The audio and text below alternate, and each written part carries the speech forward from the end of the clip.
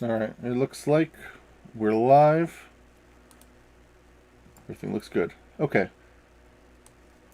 So, hey everybody. Welcome to the latest installment of our beautiful ZV Game streams. I got Ed and I got ZTRL here with me. Zero, unfortunately, cannot join us again. He is still on tour, but he should be back Monday to start Zero Fantasy. So, he might be here for the next stream. Who knows? But for now, it's just the three of us. So, hi and stuff. Hey, What's going on, everybody? So, you guys might remember yesterday we revealed that we have a playable demo. We had Vile play it on stream to generate hype, and that was a lot of fun. If you're watching this on YouTube after the fact, then I will link Vile stream up top right here. But for now, then we want to kind of figure out where to go from here now the demo's done. I don't know if anybody's played it yet. I know we put it out after Vile's stream.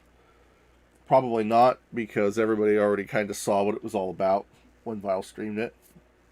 But, you know, there's a lot of stuff he missed, too. He wasn't as thorough as he thought he was.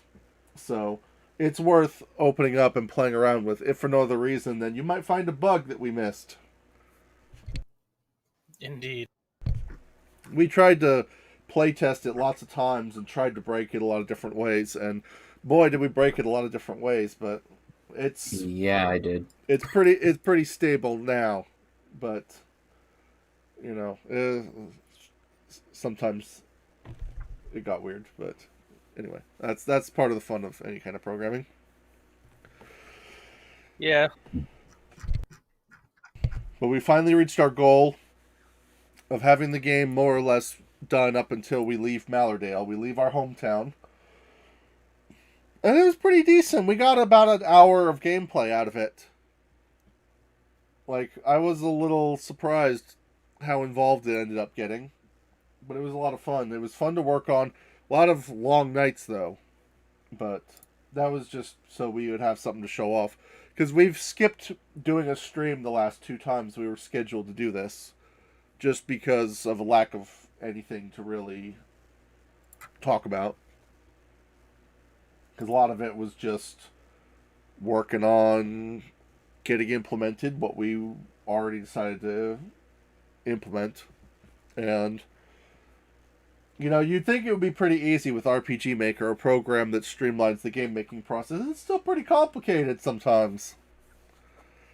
it can be, yeah. Like, eventing is a lot like programming. It's just instead of writing code, then it's kind of like visualizing it a little bit. It's sort of like you still have to program it, but it's more like you tell the program what you want to do, and then it writes the code for you. And a lot of the times the program can be limited. There was a lot of things that we wanted to do in the game where it just wasn't possible to do with the editor, and we had to write our own code for the editor to execute for us. Here, why don't we open up RPG Maker? Let's jump over to that real quick. I think you guys can see it now on stream. Let's go ahead and open our project.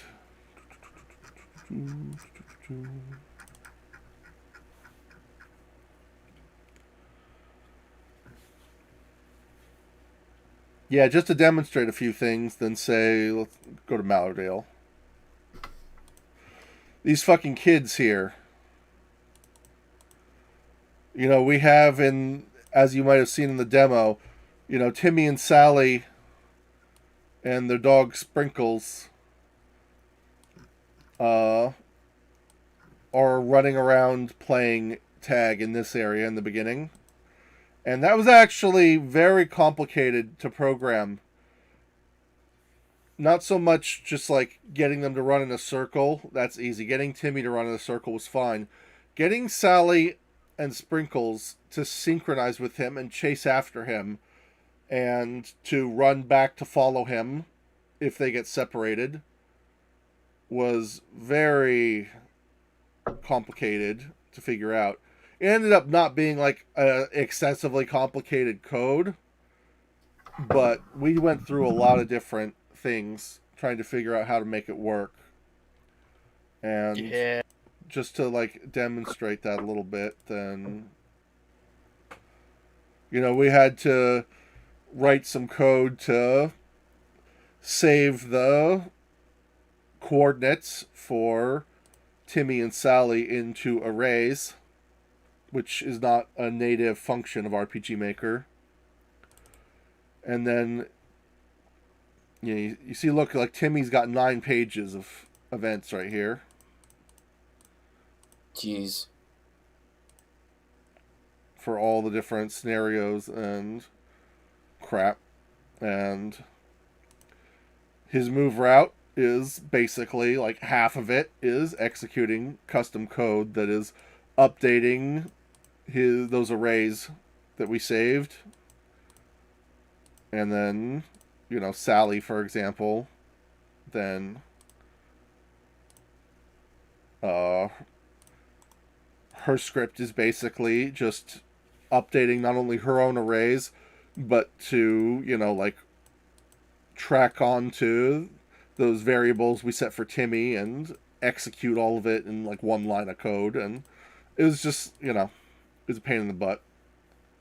It's way more complicated than it needed to be. It was way more complicated than it needed to be, especially since natively in RPG Maker, then you can set followers to the player. Like, you could have your party members follow you. It should have been easy to do something like, say, have an event follow the player, or have an event follow another event. But no, it had to be difficult. So, there was a lot that went into it. It was fun. But hey, we got it working. It was really rewarding to get it working. And another pain in the ass was a Thorn and Vile side, Gonzo. Gonzo being able to run up to the player and push them a certain number of tiles and know where they are. That was pretty complicated. A lot went into making him function properly. And also making it so not only does he do all that, but then he will talk to you if you just walk up and talk to him normally. If you're standing either on this tile, or this tile. Because if you get adjacent to the well or the water spout, so if you're standing on any of these regions here, marked number 4, then he'd freak out and shove you. So, and, that ended up being a bit of an ordeal, which we'll cut Vile some slack. He was saying it was a pain in the ass to walk around the well. There's plenty of room to walk above the well. There's no excuse for that. You just walk on the path and you're fine. But he said it was difficult to walk around the well, and that was a criticism of his. So we'll cut him some slack. Let's trim back these trees just a little bit so that you have room to walk this way around the well if you wanted to. So sounds good to me. That's easy. So let's erase this. Yeah.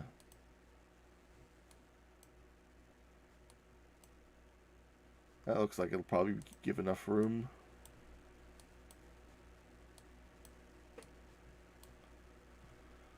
I think that's fine.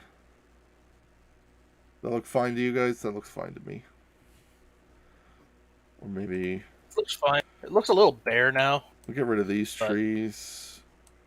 And then... Oopsie. Maybe we could put some, like, longer grass to fill it out. Put some... Yeah, like that. Some weeds. Yeah, that's good. Maybe. Just a little something, just so it doesn't look completely bare. There's part of me that feels like there's an awful lot of just wall of trees here, but I don't know what to put over here. We don't really have anything we need to put over there. There's nothing really to do over there. And I'd rather it be like trees than just blank space or like a black void. Yeah. Yeah. Like No, that's fine.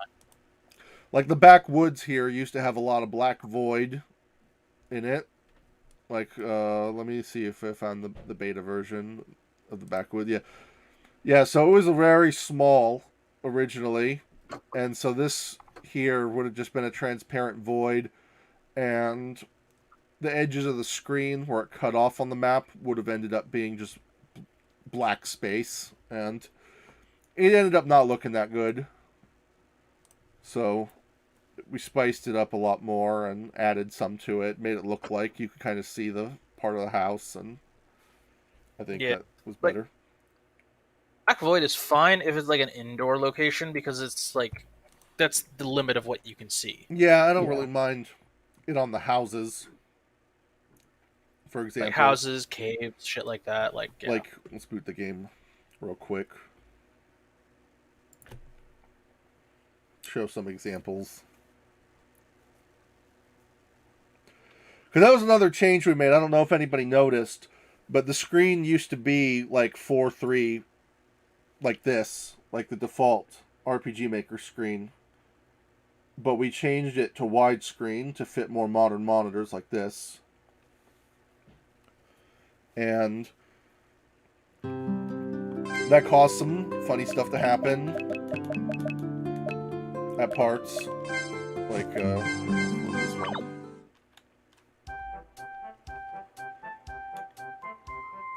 See, like when we're in the house, then what we're talking about is you see this black void around the house, then. It's not so bad when it's like in the house, especially since you have the walls here, so it's kind of like you feel like you're looking at the whole map when you see something like this. But you know, you come outside, and if say the map cut off on the edges, then it's just kind of like the world stops existing at the edge of the screen. It's a lot more awkward. And so I want to try and avoid that as much as I can with outdoor maps and stuff like that going forward. But just talking about a little bit more of what we got, then first we're gonna talk to the duck. Hell yeah. That was one thing, but you know, that's everybody's reaction, is to just talk to the duck over and over again, and I fucking love it. Like when Vile started doing that, great, man. It was like, man, that's exactly what I do every time. Like every single time I boot this game up, I go and harass the duck. yeah, There's no reason not to. right? It's beautiful. And we have our save duck over here, which we were talking about that in the ZV Games chat before. He's kind of a nerdy duck. He's got the big Coke bottle glasses and little bow tie. Yeah. And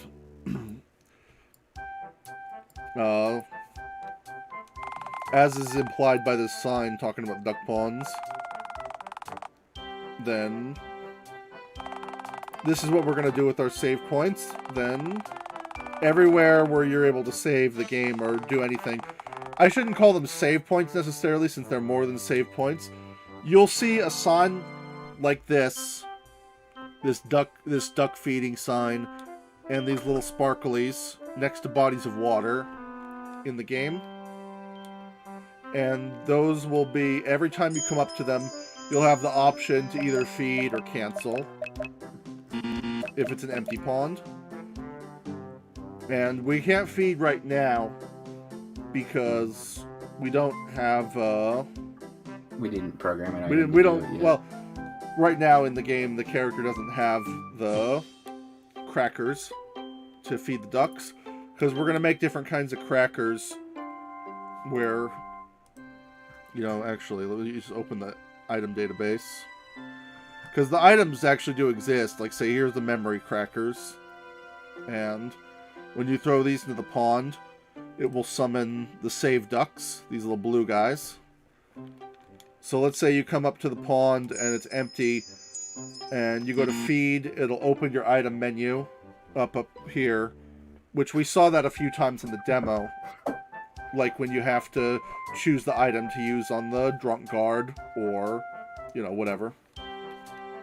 But once you go to feed, it'll open your item menu.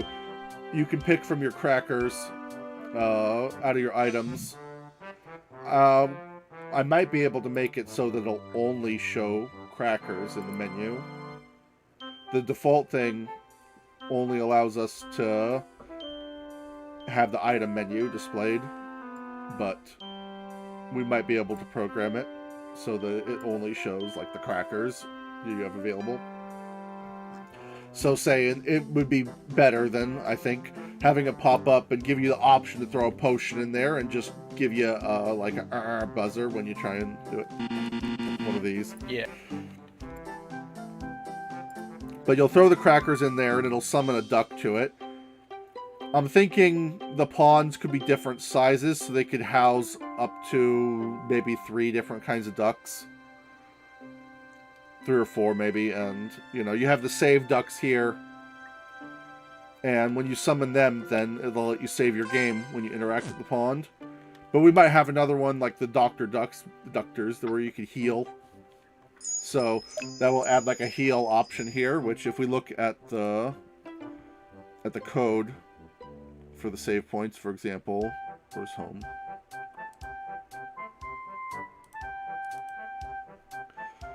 Then you see you have choices for like save, heal, shop, escape, cancel, because the kind of ducks we've planned so far are the healing ones that will give you a full heal, shopping ones that will give you a shop to open up, and escape ducks that will take you back to the entrance of a dungeon. And for every kind of duck you summon, it'll sort of unlock that duck on the pond. So if we got like, we're able to say go to feed and use the crackers that summon the healing ducks, we'd be able to throw the crackers in there, and then you'd see a little healing duck fly down and land on the pond. And so then the next time you interacted with these sparkles, you'd have the heal option as well as save. And there might be certain ponds that already have, say, like a save duck at them. But you might be able to summon a healing duck if you want to turn it to a healing spot. Or maybe there's no ducks at all at the pond. You have to summon them all together, you know. That's the kind of things we want to do with that. And I have actually a thing for testing save points. If we want to, let's give that a try, actually. Let me just, we're going to give a test run on this test map. Do I have it set to turn transparent off? Yes, I do. So you're going to see a test map right now in action.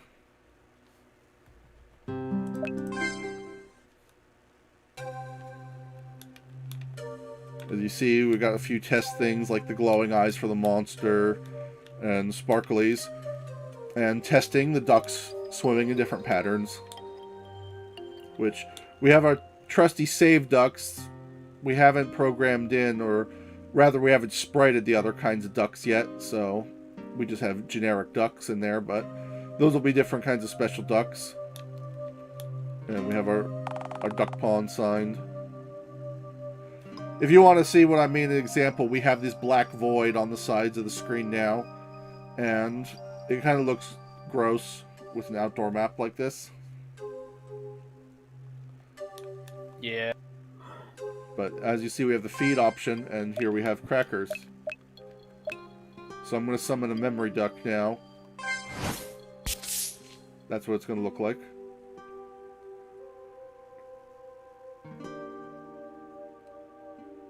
Pretty cool, huh? So now we have a save duck, and so now we can save. Yeah. I would just like to add that my cat is very interested in all the ducks currently. Nice. Don't eat the duck, Salem. These are friendly ducks. Quack. Now you might have noticed, just because the animation was really fast, that was not a flying duck that landed. It was like a crow and then turned into the duck. Because I have flying crow sprites. I don't have flying duck sprites. I still need to sprite the ducks flying. Yeah.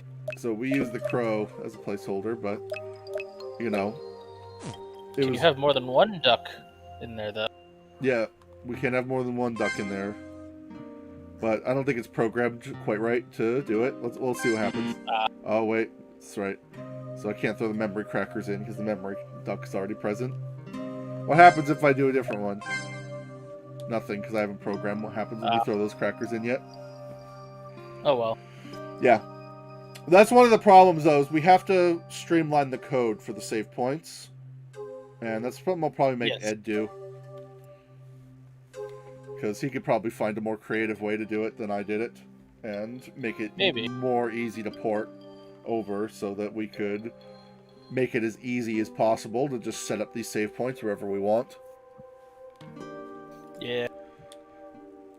But that's an example of what we're planning on doing with the save points. Looking good so far. I'd say it looked pretty okay. It's coming along.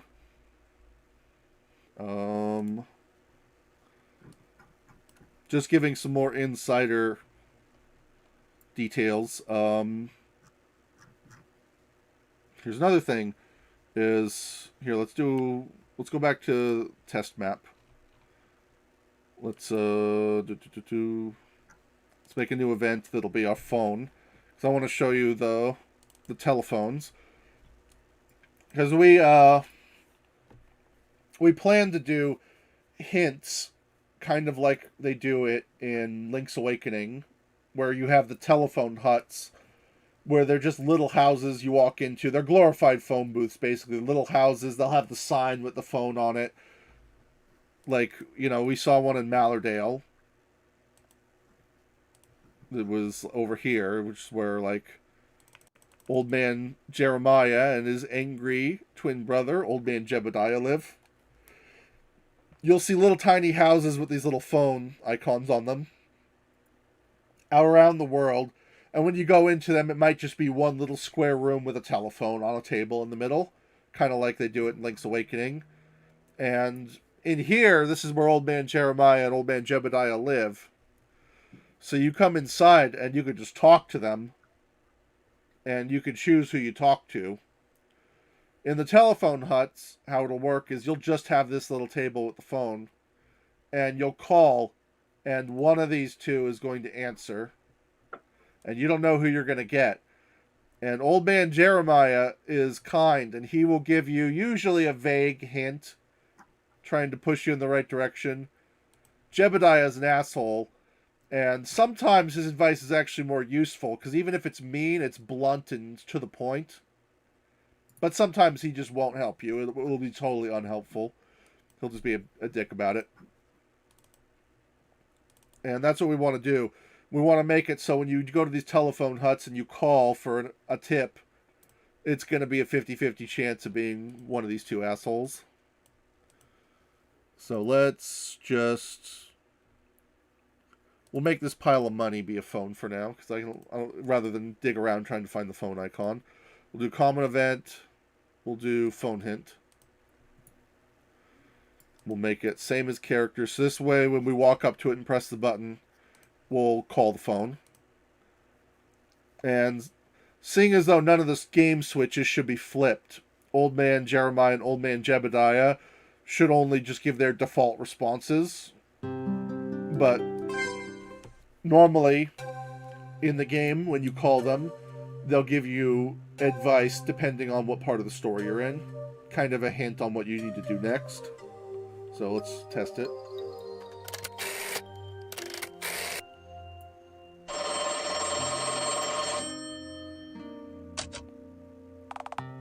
What do you want?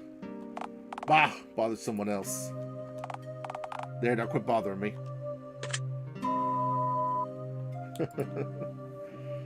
Yes, that was very helpful, thank you. It was very helpful. Ed and DTRL actually can't hear my sound through cast, which is what they're doing to screen watch me, but you guys watching on YouTube should have been able to hear all the sound effects that go into it, like all the phone sounds.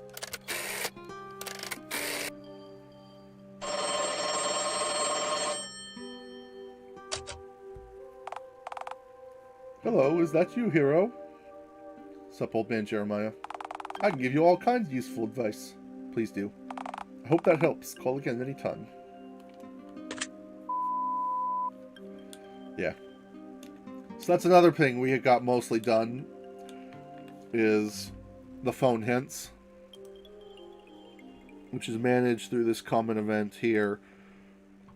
And That's going to be one long as hell common event once it's actually being used. Yeah. kind of, well, what the phone hint common event does is it does all the phone stuff, basically, and it will, once it flips a coin here, because right here, what this call here is it sets a variable to a random integer between 0 and 1, so it's basically a coin flip. And if it comes out 0, then it calls the common event for Old Man Jeremiah. And if it comes out 1, it calls the common event for Old Man Jebediah. Which it usually has, like, their greeting and their hang up before and after. But the actual common events for them are where it takes into account all of the game switches and has different responses.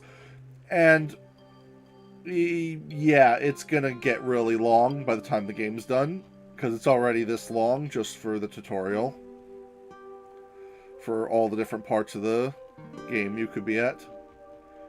And these are gonna all need to be upgraded periodically. But that's one way to...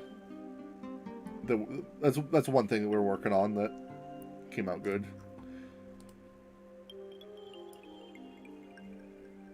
We can close that out. Go back to the Maladale map.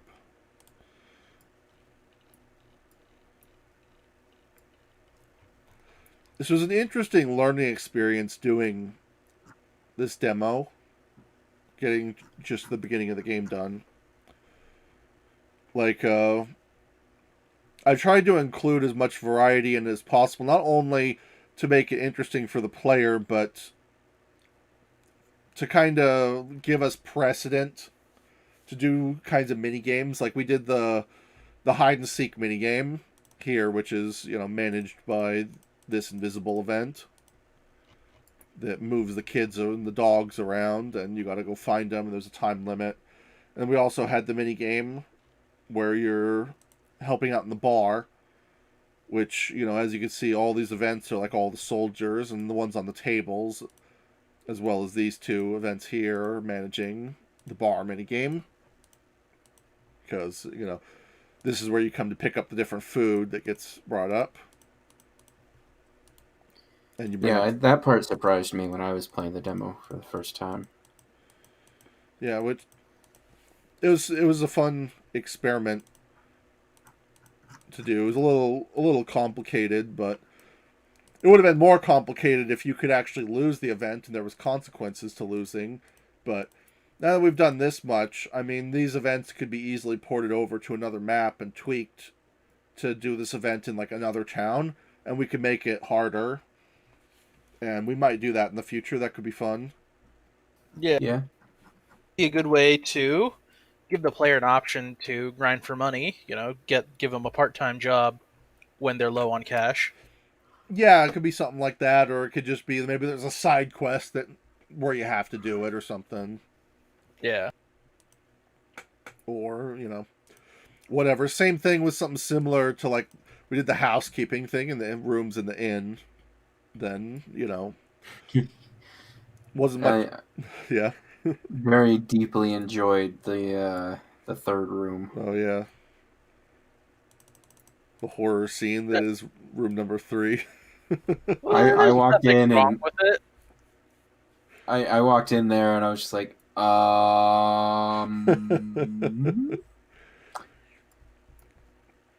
It was a good opportunity to accentuate the hero's childlike innocence,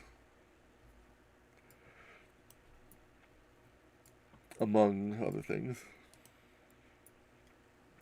This was actually a kind of difficult room to set up, because if you notice, this is all just one room, but when you do this part of the game, you could only see one room at a time. And so I had to set up like a fog of war, kinda. Where You had to set it so you can only see a certain radius. yeah, like let me see if I could find a part where we can get into the room. Where's my save file?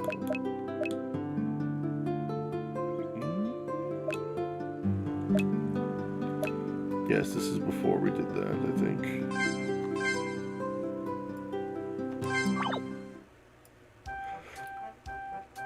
That's another thing I was disappointed that Vile didn't play with, is the window skin. I actually worked really hard to get the window skin thing working, so you can customize your window skin. I really enjoyed that. I made mine green when I was playing with it. Yeah, let's get I a good didn't even think to mess with that. Let's get a purple going. Hell yeah. I'm always a fan of customizable window skins. Let's dash over there. You. Come on. Do we have the keys to the inn? No. We gotta. Let me in. Give me the keys. Give me the keys. Yeah. Okay, shut up. Yeah.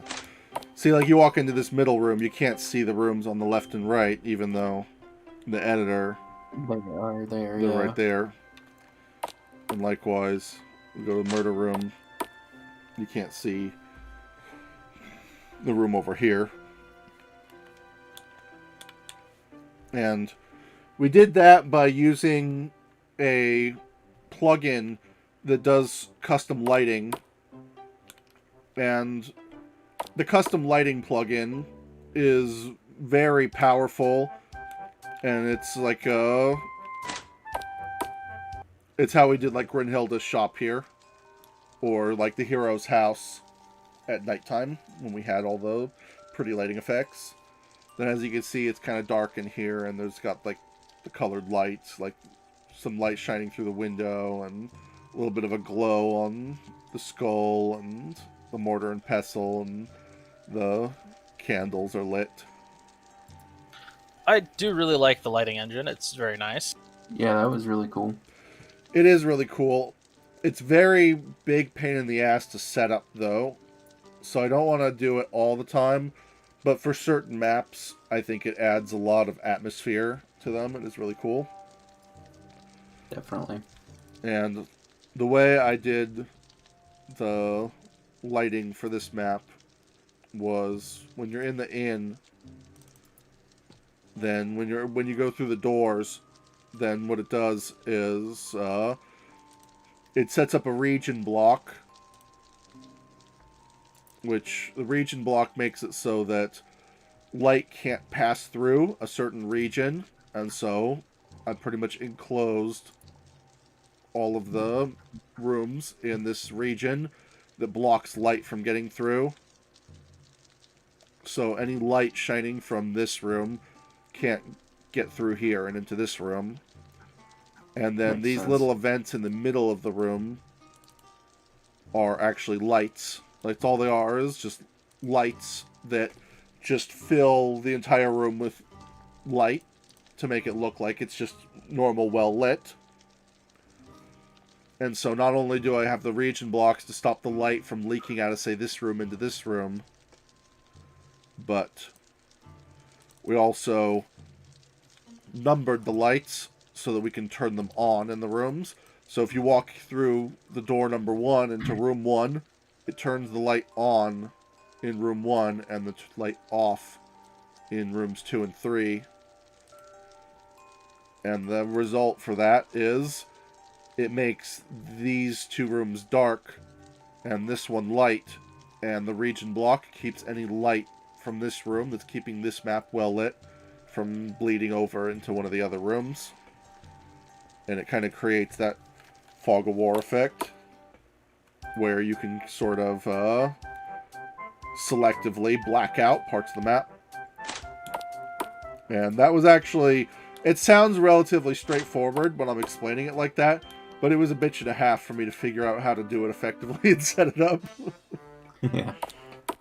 But I'm very happy with the result, and this is something I think we can make a lot of use of going forward. Definitely, yeah. That'll make things a lot simpler in a lot of cases. Hell, it'll make it so that a lot of times for simpler maps, like other inns, for example, if we wanted other rooms, kind of like how we did in this inn, any maps with lots of mini rooms like that, we could just have them tucked away in a corner of the map or something and just black it out when we don't need it and turn it on when we do. Yeah. Stuff like that. One little nice effect that came as like a side effect of doing these rooms this way is that when you go into them and come out of them, then they're slightly askewed because of their location on the map and relative to the screen. Yeah. Yes. So it actually makes them look like they're slightly that farther. Yeah, I kind of like that too, which if I didn't like that, we could fix that by just making this map even wider. So we could put more empty space over here and more empty space over here so that when the maps are centered, then there's enough room on either side of the map for it to be centered in the middle of the screen. But which honestly, we could do it that way, but honestly, I like the way we don't need to do it. And actually, I'm gonna be honest, when I was playing the demo the first time, I didn't even notice it did that. Nice. I noticed when Vile was playing, but when I was going through it, I was like, oh, it's just a room. Cool. A room with a knife.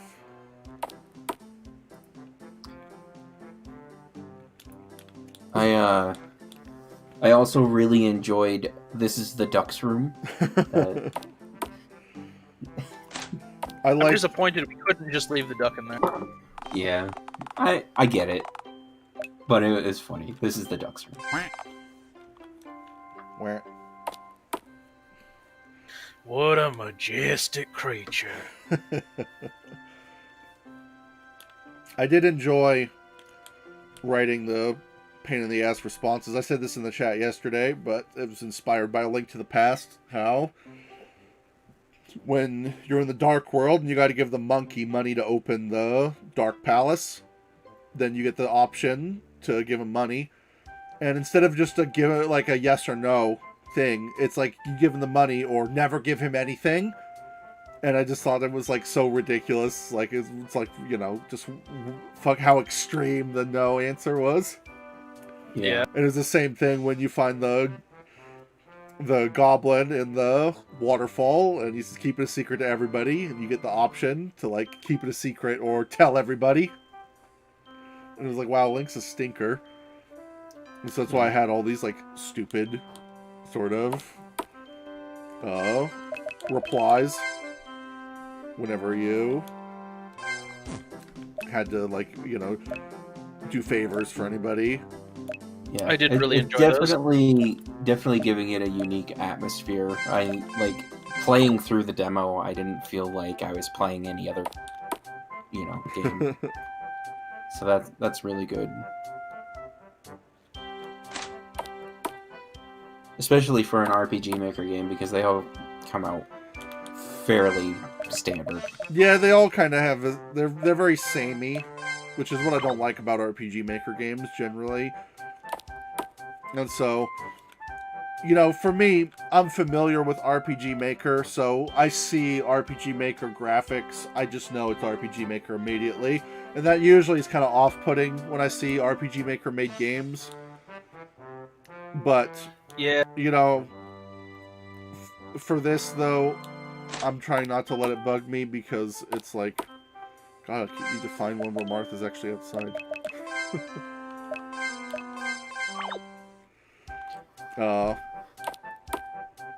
For this one, then, I'm trying to give it character, and I'm glad that people feel like the game has character, and I want to try and preserve that as much as we can going forward. Yeah. We could have done all completely custom graphics and everything, and I mean, that's what I would ideally do in like a really serious game project, but the whole point of this CV Games project is to just, you know, make a quick game. And I'll be honest, we were talking about this just earlier, me and Ed and ZTRL, that our goal for this game was just ZV makes a goofy little game and maybe has like an hour or two of gameplay at most. And we've achieved that goal because in our test runs for this, it averages about an hour going from the very start to the very end. Even if you know what you're doing and you're just trying to rush through it and test everything, it takes about an hour to play through. And when I was having, say, my siblings and we had Vile stream it, they were playing it blind, going in for the first time. Then both of, like all of them, it took them about 2 hours to do it. So we've easily got about an hour or two of gameplay out of the demo. And in that regard, we've met our goal. Like, we could stop now and call it good and say, hey, we did what we accomplished. This is what we accomplished what we set out to do, put it that way. But I don't think any of us would be happy with that. I don't think anybody would be happy with it either, because we've put so much time into just like thinking about it and, you know, coming up with fun ideas for the game. And honestly, like, I'm fine with just goofing off and continuing to work on this. Even it's probably not gonna, we're probably gonna progress slowly, because honestly I put a lot of time into this leading up to yesterday, because I gave myself a deadline yesterday to have the demo done to get out of Mallardale by then. And there's a lot of times working on this where you spend all, like, you know, your whole evening working on it, and you're just doing like one little event. And maybe it's because you're trying to figure out the best way to do it, or maybe it's because you keep getting stuck and you have to keep fixing it and figuring out what's wrong until you finally get it right. Or maybe there's just a lot of dialogue and crap and it takes a while to write. Like, Yeah. say, the cutscene where you have the confrontation with Henrietta in front of your house. Then, you know, that took a while to do. Just because, like, it's a lot of dialogue and crap. There's a lot of dialogue, a lot of animation, people walking around. Yeah, and, you know, that could be time consuming, coming up with all that. Yep. I mean, speaking of time consuming, what do you say we switch gears here in a few and throw some ideas around for a new character? Yes. So we spent a lot of time just kind of going over what you guys saw in the demo, but we do want to focus on what things are going to look like going forward. And one of the ideas we thought was fun is everybody seems to enjoy doing character creation, so why don't we make another party member?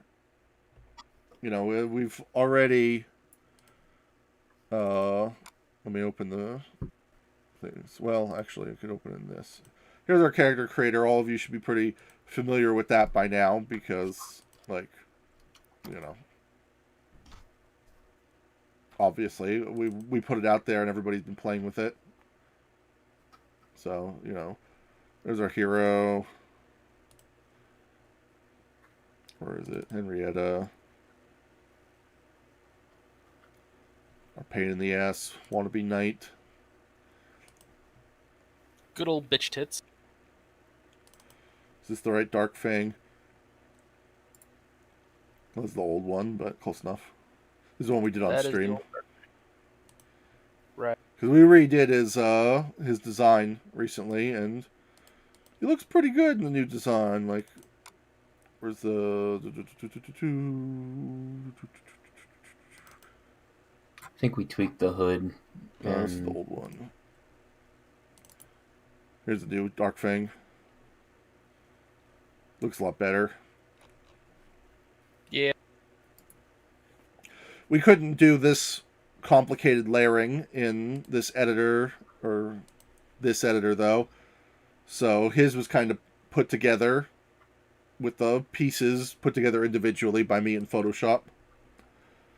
Like Aaron did his facial expressions. She did the faces for all the party members. So all the emoting you saw in all the faces in the demo, you have Aaron to thank for that, because she worked really hard on doing everybody's faces, and I tweaked some of the heroes' faces, and she got mad, but you know, but she did good there. Yeah. I like how they came out, and Henrietta's too. We saw a little bit of her mouthing off. Had this extra one for the hero where he spooks Gonzo.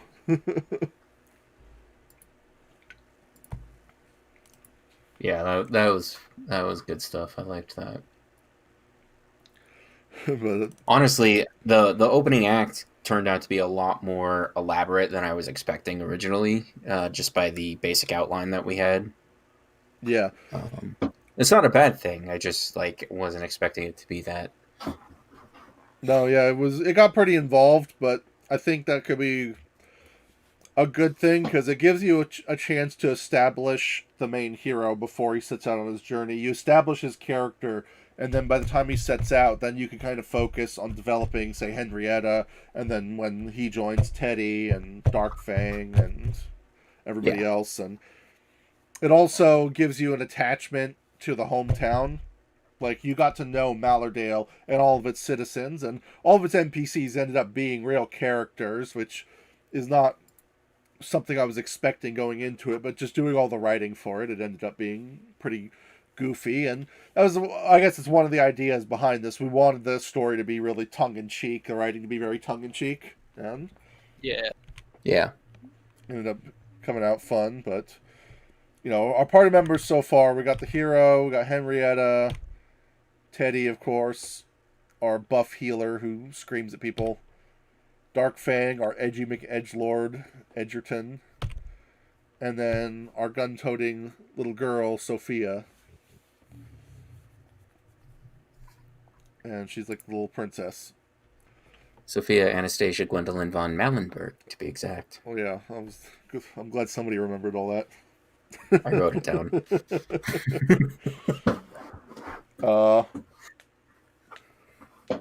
We have 3 concepts for characters.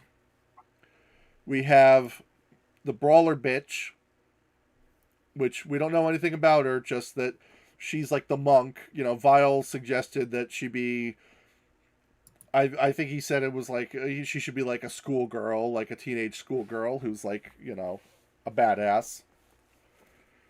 That was his idea that he pitched, and he seemed pretty attached to the Brawler Bitch idea, and I've gotten kind of used to the idea. So we got her. We have Jack, who is our jack of all trades, which we came up with because Zero saw the red mage looking hat and outfit, and it was like, oh, well, we need to make a red mage, and he should be like, So we wanted to do like a jack of all trades guy who's just basically our red mage, who kind of does a little bit of everything. Yeah. And then our last party member was something that was really up in the air, and we didn't really know what we were going to do with the last one. But one idea that's been floated around a lot is like the token sexy babe. So those are kind of the concepts we got to work with. There is a bunny girl outfit. Yeah, we could do a bunny girl, maybe, I don't know.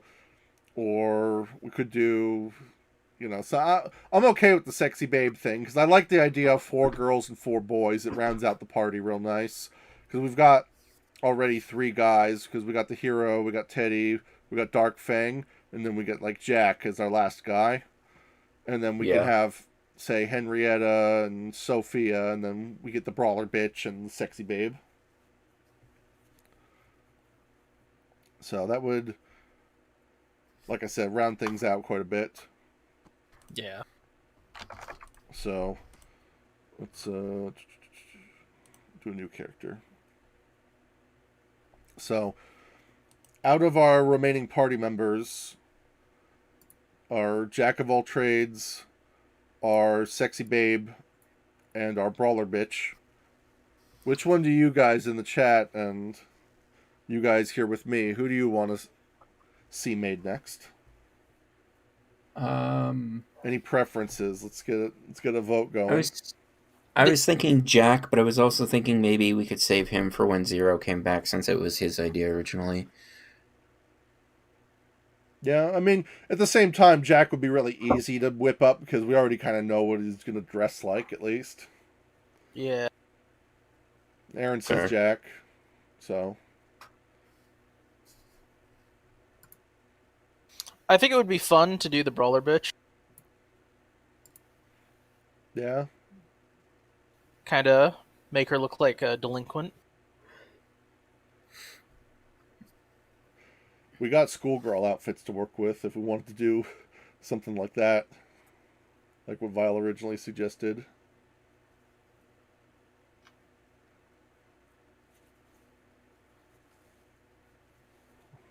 We could do both. Save Sexy Babe for later. Yeah. Let's do both. What the hell? Yeah, why not? So, I'll be right back. We'll start with Jack. That'll be an easy one. So, we'll use the male body and face. If Zero wants to do adjustments to him, yeah, we could always change it based on what he wants to do. I got a feeling he's not going to be so attached that he's going to be mad that we did it without him. I think he'll just be happy to have the guy. So let's throw clothing on him real quick. Obviously, he's got to dress like the Red Mage. I don't even think we need to change the colors on that.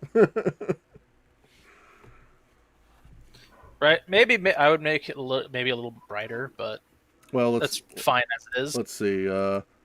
That's a darker red. How about this lighter red? Is that better? No, actually, the default red is lighter than even the lightest reds I'm trying to slap on it.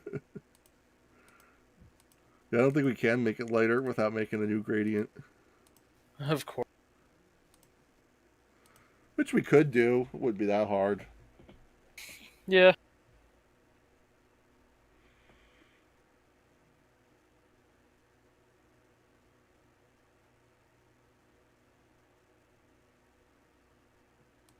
Yeah, okay. Aaron thinks Jack should be next, which is fine with me. Woohoo! Oh, here we go. Maybe make the yellow trim white. Is that what that is? Yeah, that's what this is. That's not bad. Think it looks better with the white or the yellow?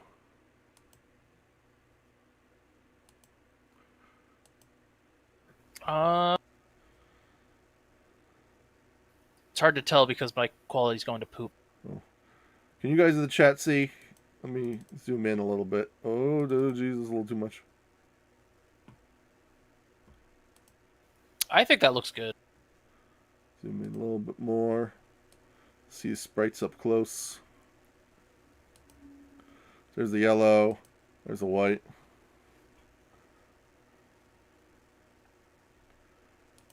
Well, I'm asking if you guys like the yellow or white better, so I'm glad that I like you white. think it looks fine. All right, Ed says white.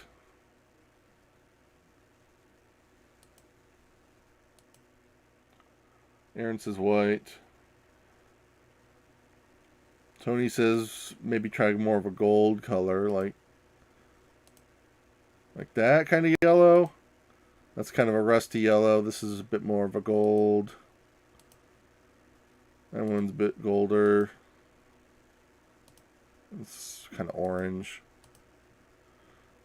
That is a very vibrant gold. Consensus seems to be going toward white.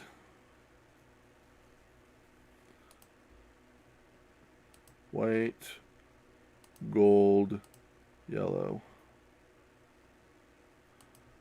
A brighter yellow like this. I'm not too crazy about that very vibrant yellow.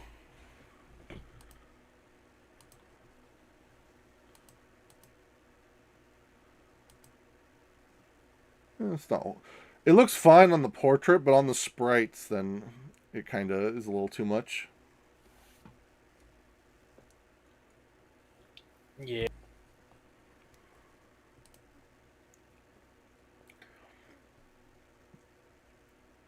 Okay, so we'll go with the white. What are these other colors? Oh, that's the inside of the cape. What should we do with the inside of the cape then? Also red. Could do white for the inside. That doesn't look too bad. It's kind of like this faded whitish red normally by default. Yeah. We could do red, or white. Could do yellow.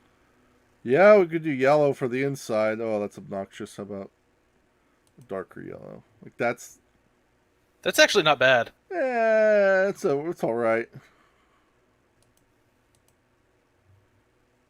This is kind of dark yellow. Yeah.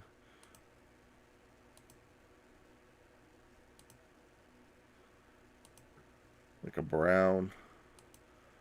What about like a dark red?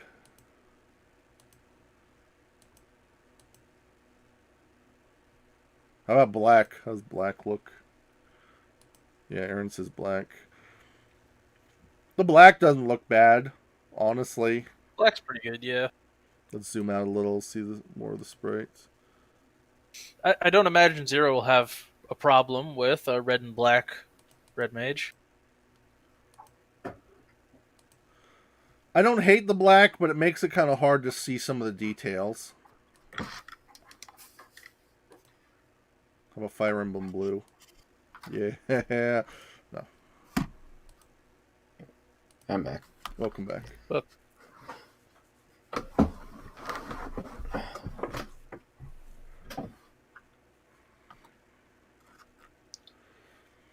Erin says she kind of liked the dark red one.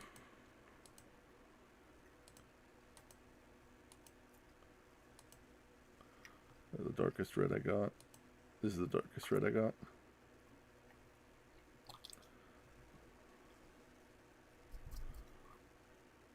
The dark red's not bad. I would say either the dark red or like white or gray.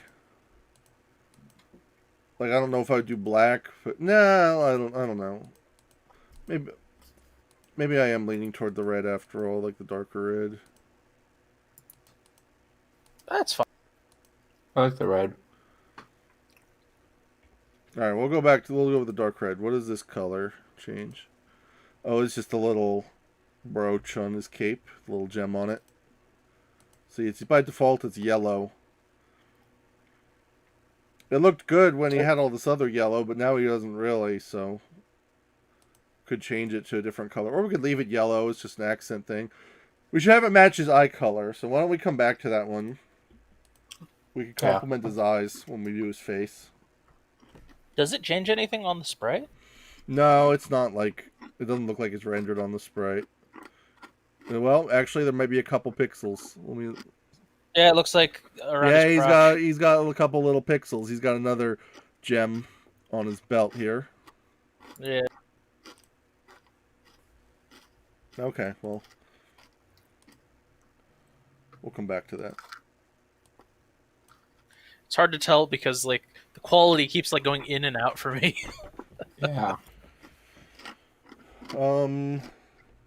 What are you guys on stream? Can you see everything good? Is the quality bad for you guys? Or is it just Cast giving us a hard time? I think it's just cast because mine hasn't updated in like a minute. As long as everybody at home can see, then I guess we can make do. Alright.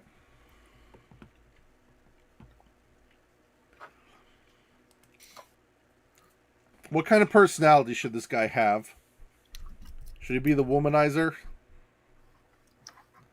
Or should he be like really cool? I feel like he should be like the cool womanizer, like the Han Solo. The Han Solo. Yeah. So more Han Solo, less Moroku. Yeah. I feel like he should be more like Brock. Brock just like hits on all the ladies and it's kind of He pathetic. hits on all the ladies, and then one of the girls in the party just conks him over the head and tells him to shut up. I'll be right back.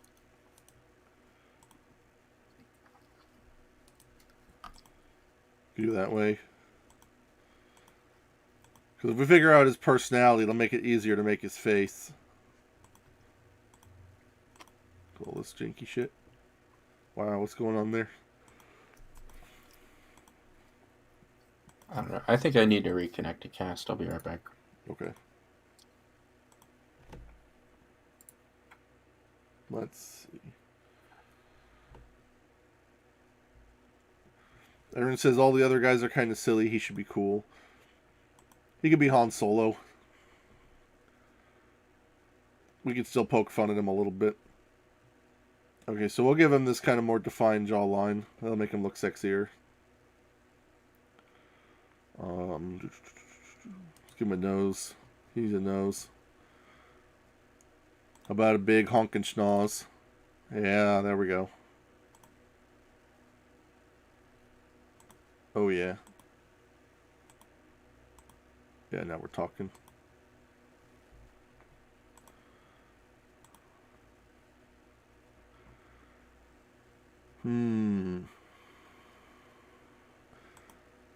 The only sane one of the group.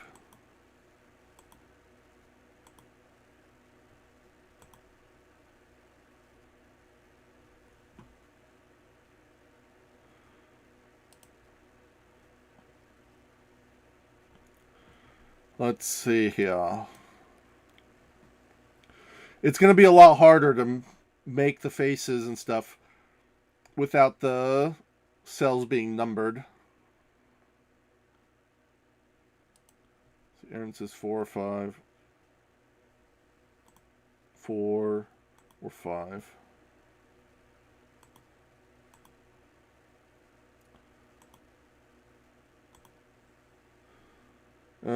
Let's go with this one for now.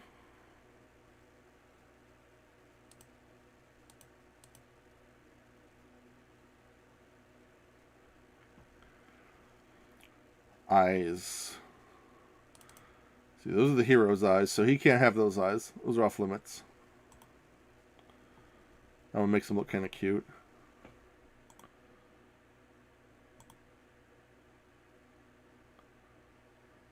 That's kind of... like, those eyes give me some Minari energy, so maybe that would be good for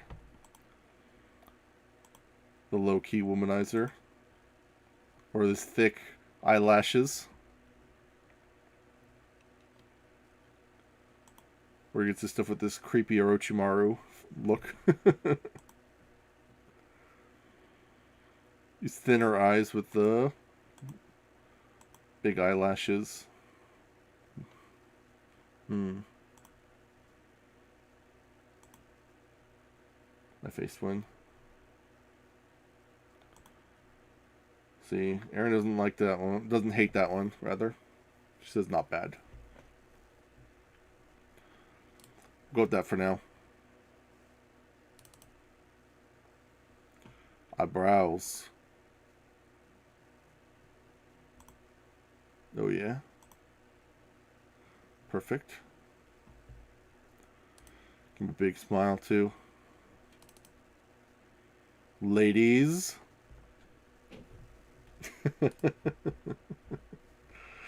He's bald too, so it's perfect.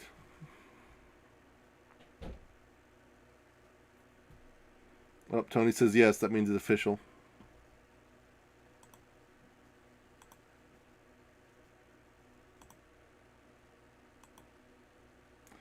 His eyebrows doing all kinds of things here.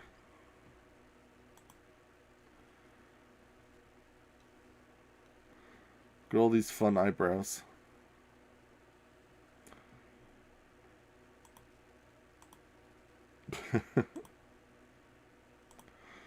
You should have a smug smirk. Let's see if I give him more of a resting face, because we could always give him these big eyebrow cocks in his expressions. Oh yeah.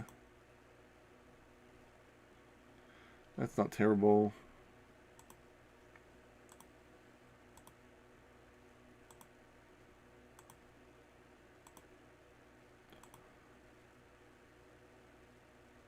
Eyebrows all kind of small.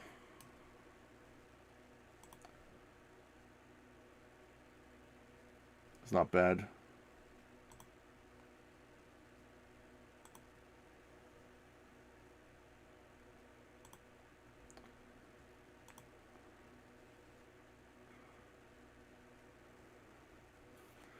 Giving him normal brows makes his expressions easier, yeah. Alright, we'll go with this. Mouth. We gotta give him a smug smirk. Let's see. What's a good smug smirk?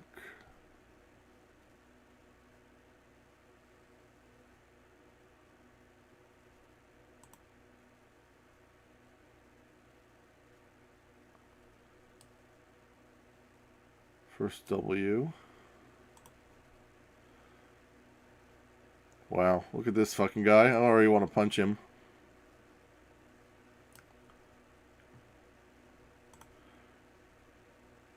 That's pretty smug. What about the female mouths? Give him girl lips. That one's kind of smug too. Aaron says first W on eyebrows. We could do those eyebrows, that's fine. Oh, these are girl ones.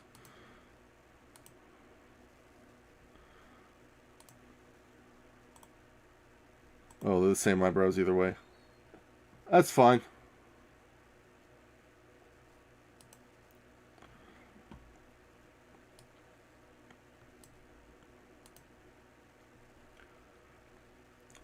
See, we could do this mouth, or we could do the boy one. I don't know what I prefer. The female smirk actually didn't look too bad on him. Let's bring it down a little bit. Give the chat a second to catch up.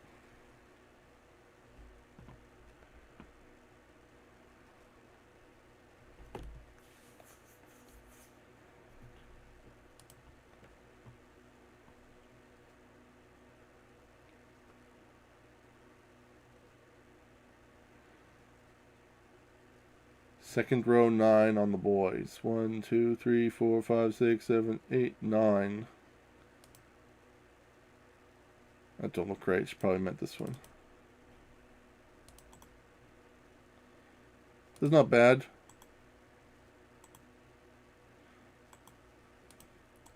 Number 1. Number 2. Number 1. Number 2. Number 1. Number 2.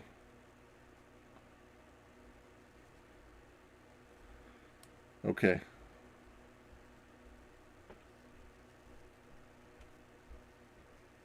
Alright. This bro's looking kind of smug. Hair. He needs hair. Now, if we're going to give him a red mage hat, we don't need to get too carried away with hair. But we should figure it out somewhat. Plus, what if we want to steal his hat at some point? Oh yeah, look at that hat. Try moving his mouth up a pixel. Is that better?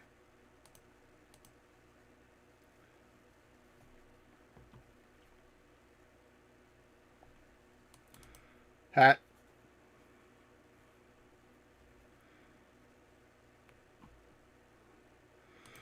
We can move the hat up so it's not covering as much of his face. That look a little ridiculous though.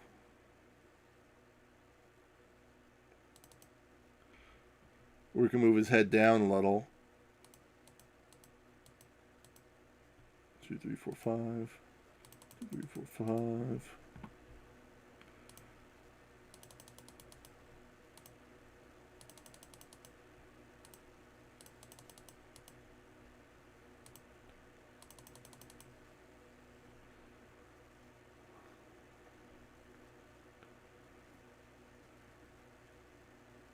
I don't think that helped at all.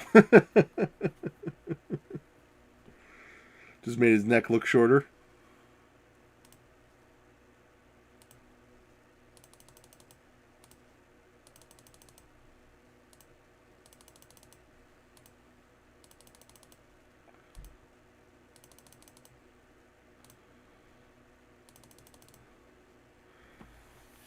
All right, well, let's look at hair. What kind of hair should this bro have? Now, everybody else has pretty long hair, so maybe his should be a little shorter. All the other boys, anyway.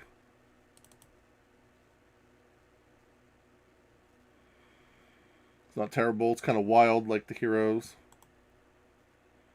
It's a little ridiculous. Pretty boy. Rick says a small ponytail. Where is it? I know there's a good small ponytail.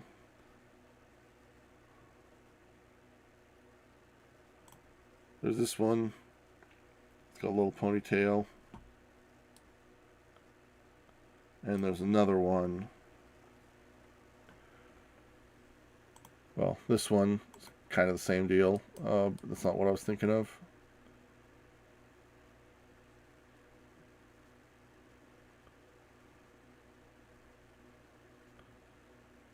I don't see the one I was thinking of.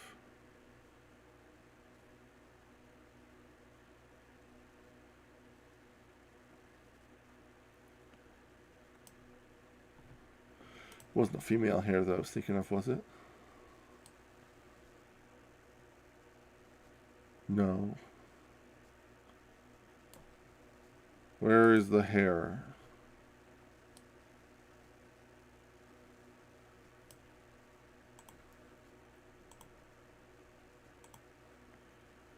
Okay, I'm back. Sorry. Welcome back. This is the one I was thinking of. With the little ponytail in the back.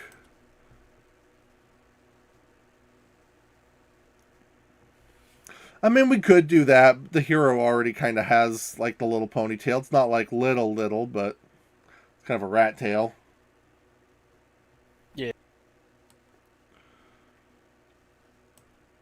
So we could do this, or... Because, see, this is the hero's back hair. Aaron wants us to try the hat back on, so we can see what the hair looks like. Fair enough. So let's look at some of these rear hairs with the hat on.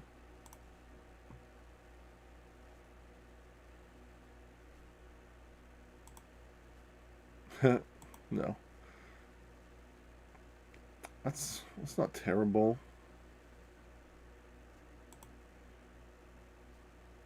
It's a little girly looking.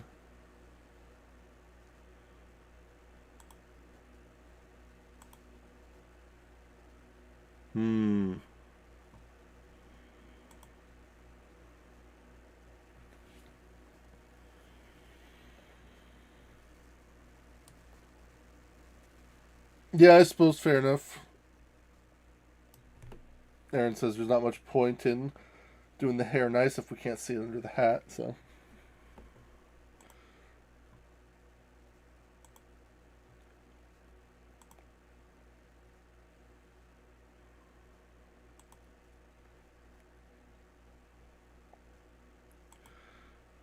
Give him this samurai hair.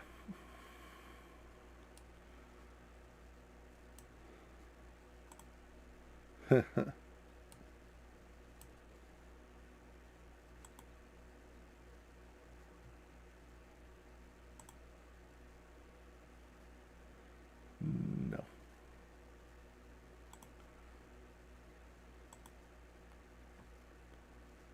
Look at that wild hair.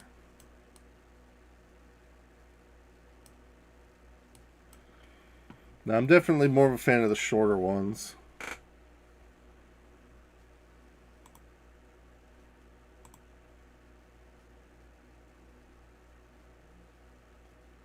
I like how this one likes on the portrait, but not on the side view battle sprites.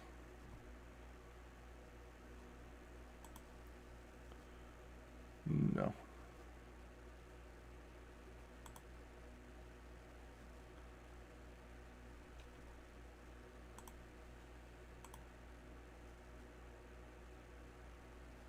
Tough call.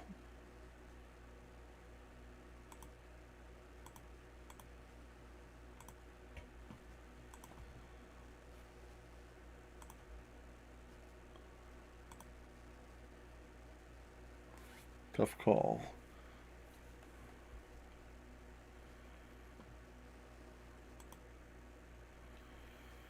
Yeah, I don't like the longer hair.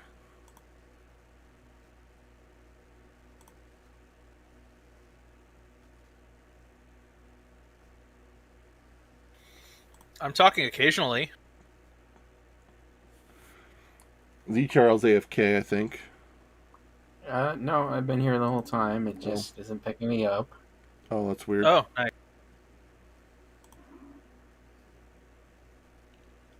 Can you guys hear me okay? I can hear you fine now.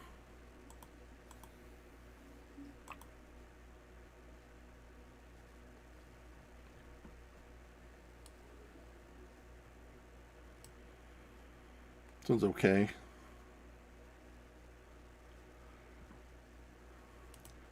I don't like the way it looks on the battler. Yeah, it's all right.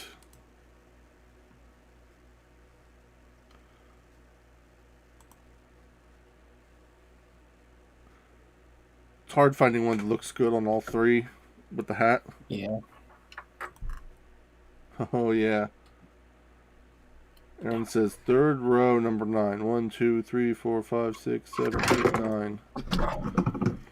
Yeah, the only problem with it is it's the same hairstyle as the hero, just without the rat tail.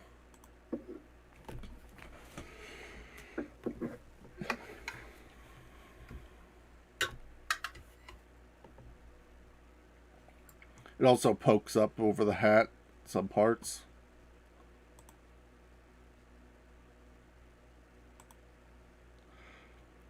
But yeah, we could tweak it.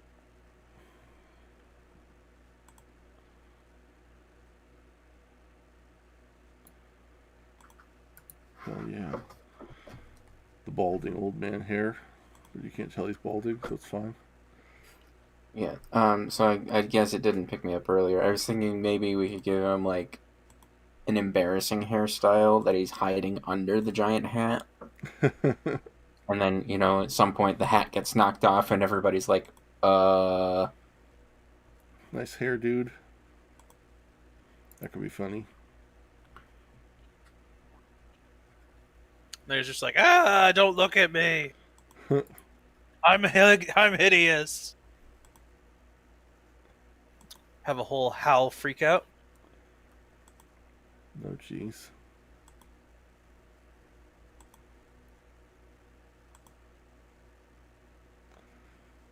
This wild ass hair.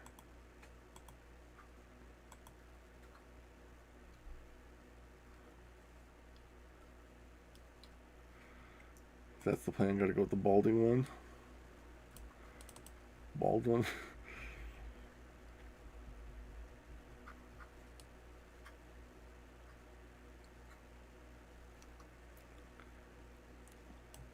Man, the bald one looks good on the battlers with the hat on. It does, actually. yeah. I like it. The only thing I don't like about the bald hairstyle is it looks like shit on the character because it's not made right, but we could always tweak that. Yeah.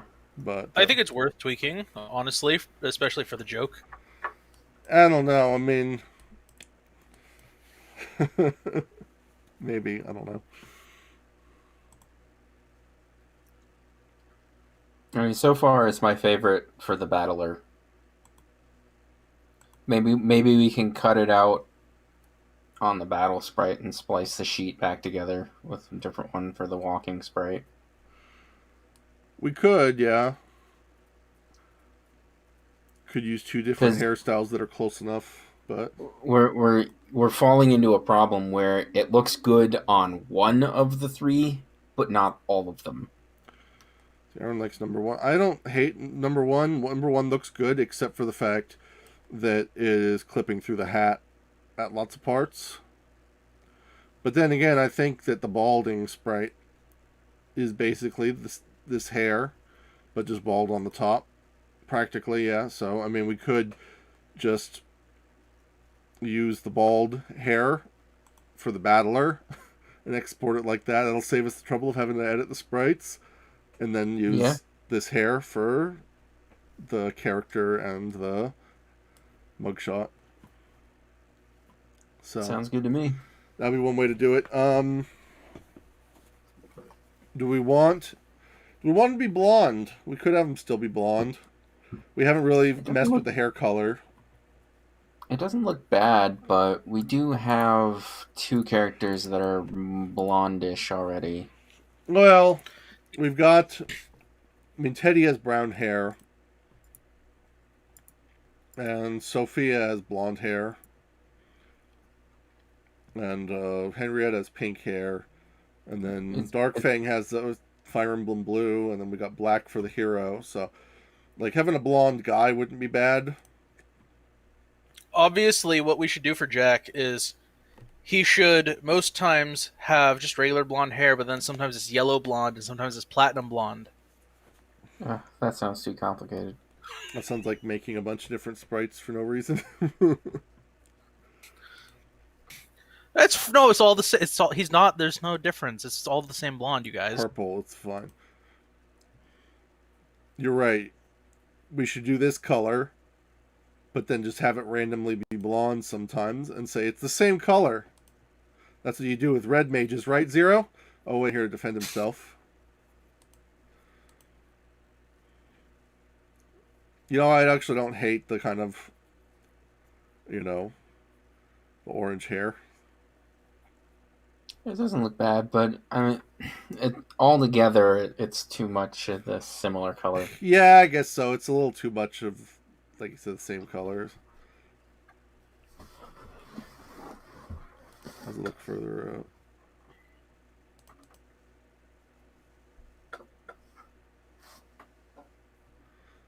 I am salty, Aaron. Very salty. Fire Emblem blue. Perfect. Who else is new? How about just red? Purple hair. Red bread. Give him silver hair. How about green? Yeah, it's a little too much contrast. Too much. Make him Christmassy. Brown might not be horrible, but maybe a lighter shade, if we could. Do a light brown.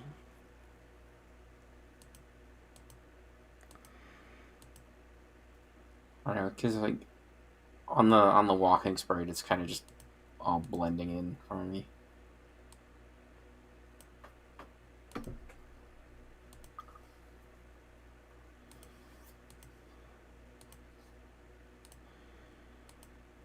Whoa.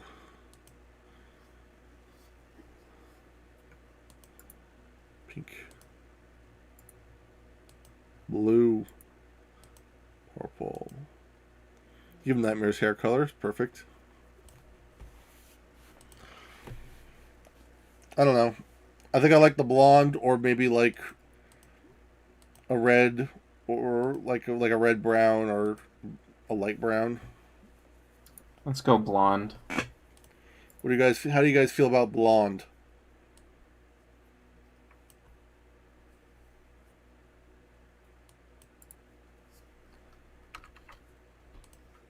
You do this kind of dirty blonde color.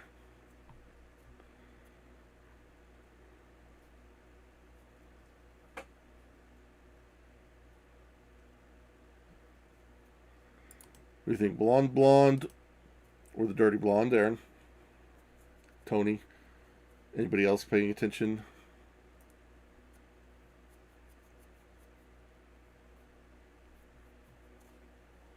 White. You know, I don't hate the silver or the white. Same.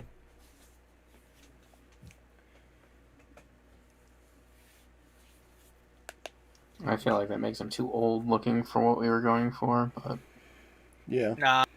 Go the whole shebang. Give him sunglasses too. Perfect.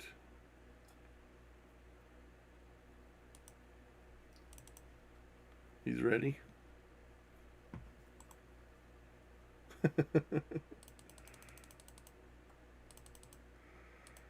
Sup?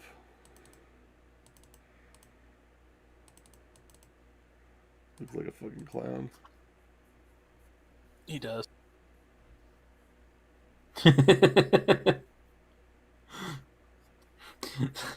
It looks fine on everything but the portrait.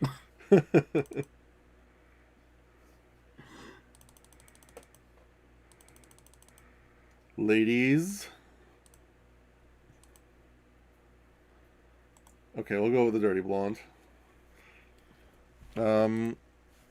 Let's change the colors on his hat to match what we ended up going with.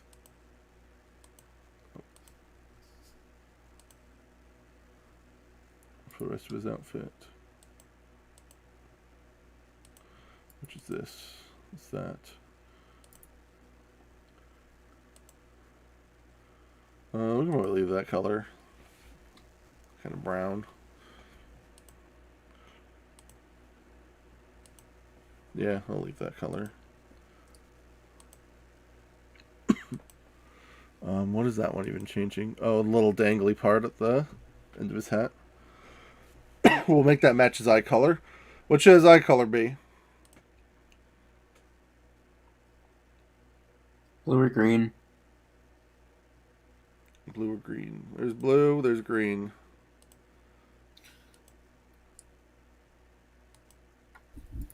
Just go completely off the wall. Just give him purple eyes. Purple, hell yeah. I don't hate the purple eyes. But that's me talking. We do have 3 people in the party already that do have, like, bluish eyes if we deal blue, so... You know, the hero and Sophia have blue eyes. Henrietta has green. Teddy has brown. Yeah. Dark Fang has red. Yeah, so, but I mean, if we did Hero, Sophia, and Jack, that'd be 3 people with blue eyes. Yeah. So, Well...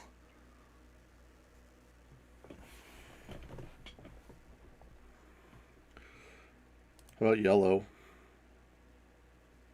That's kind of creepy, but like, it's not terrible. Not great either, but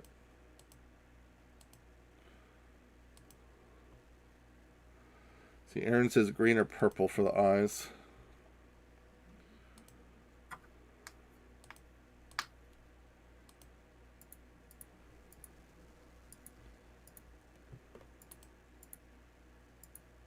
Honestly, if it's doing that, I kind of do like the purple. it hasn't loaded purple for me yet, so I can't tell you.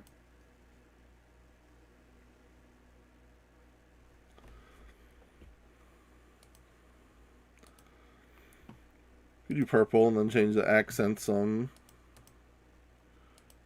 Oh Jesus, wrong color. The accents here and on his tunic to purple. I believe. Yeah. Okay, so we got 2 votes for purple, 1 for green.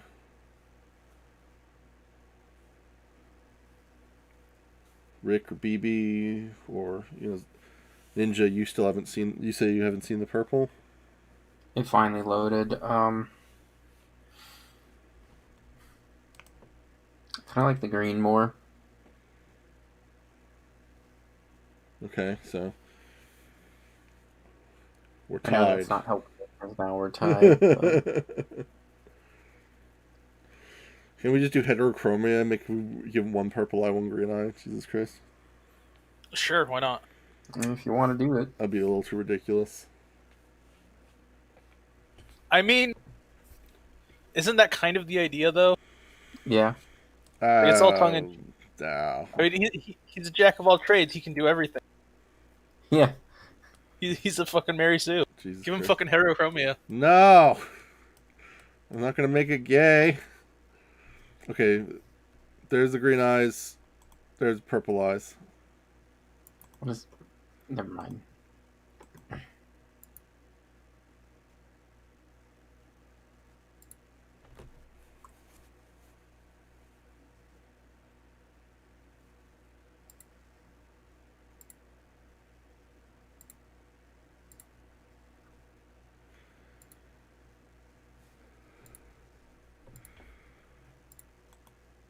Nothing. All right. Well, I think if I had to pick, I would actually say I think that the green looks better with the red and white. Same. I actually think I like the yellow best, honestly, but if it's between green and purple, I'm leaning toward the green.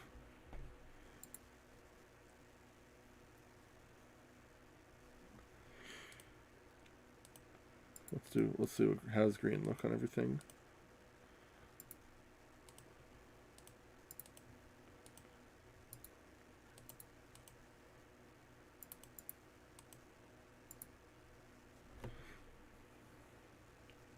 Not too bad.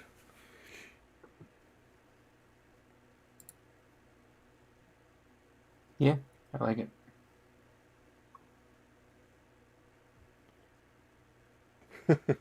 Okay, let's go with that then.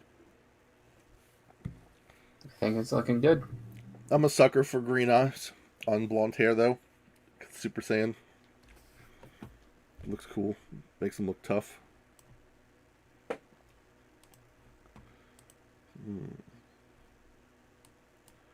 This red mage hat better?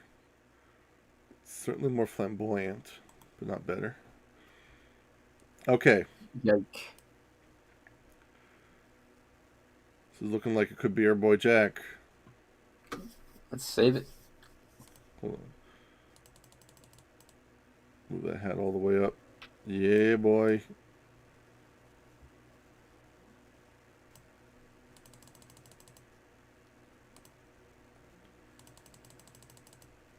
Tipping his hat.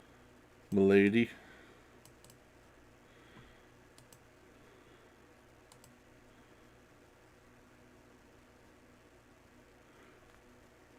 Honestly, that's my biggest problem with the fucking hat. Like the fact that it looks slanted. Yeah, I don't care for the angle, but I could. Like it's a nice hat, but it's like I fucking hate the angle. Yeah. Something we'll just have to deal with. We'll live with it. It just means that you won't be able to really see his eyebrows, which will make doing expressions kind of difficult.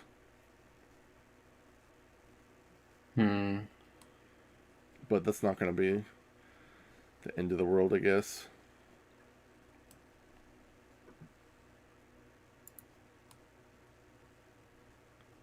Maybe. Hold on.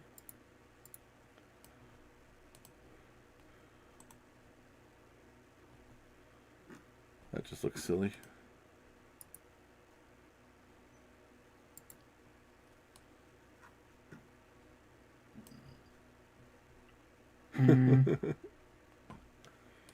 If it didn't have the crown thing, it would be fine.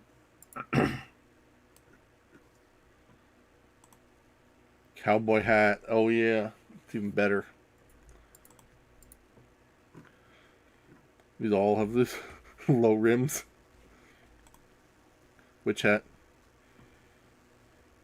Look like Grenilda. Oh, perfect. Little fedora with the shadow over the eyes. How edgy.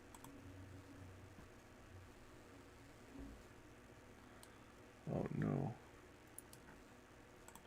That's the other one I was looking at, and it's a little too much. I like it. It's got the feather. Hell yeah. He's ready. Crown.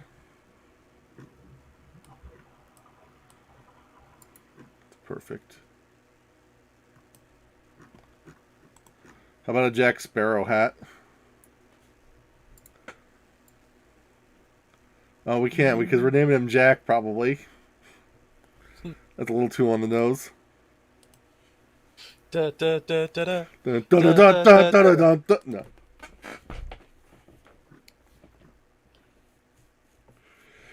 Then I'll have to make a big deal about his hat. No, we're not gonna do it.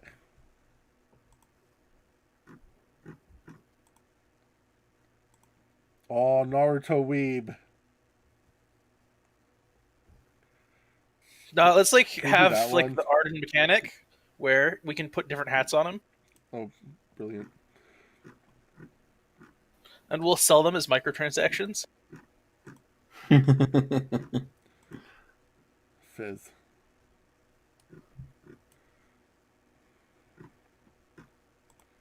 No. Ez's are cool.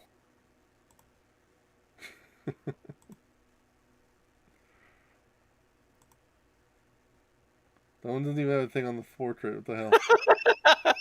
Nice.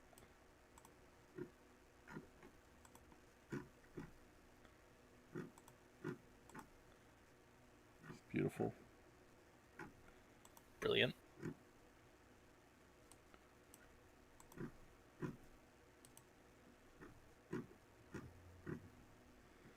No, I think we're gonna have to go with the original.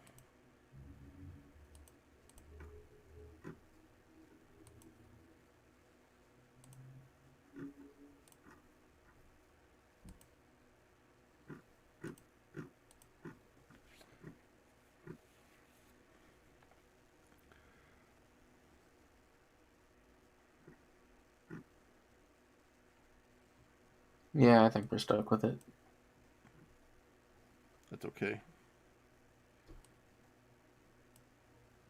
All right. There's our boy.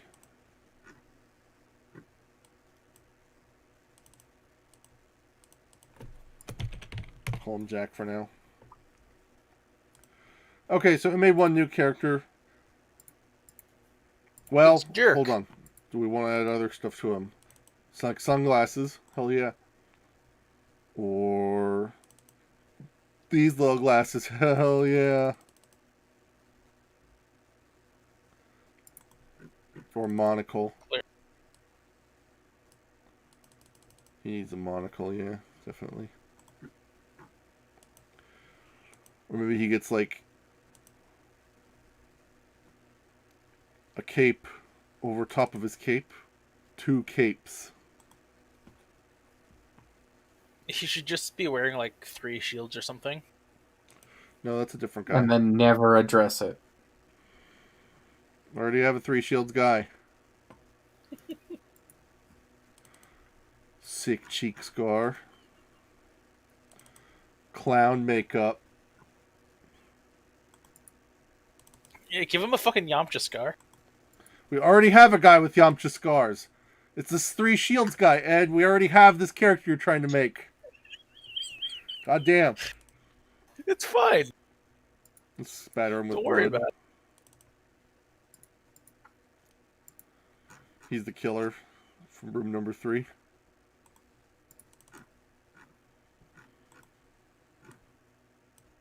Skull face.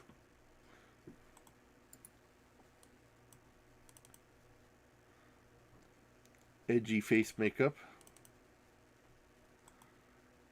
So maybe more of a dark fang thing. Oh yeah, look at that. That's beautiful. Maybe he's That's for later on when he gets like taken over by evil. maybe he's a robot. Maybe he's been a robot all along.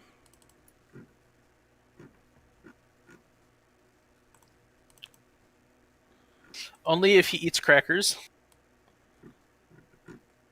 Obviously. and is voiced by Aaron. He's a kabuki dancer by day. Slasher by night. Duck Bill. Oh man, it doesn't go on the portrait. Come on. That would have been beautiful.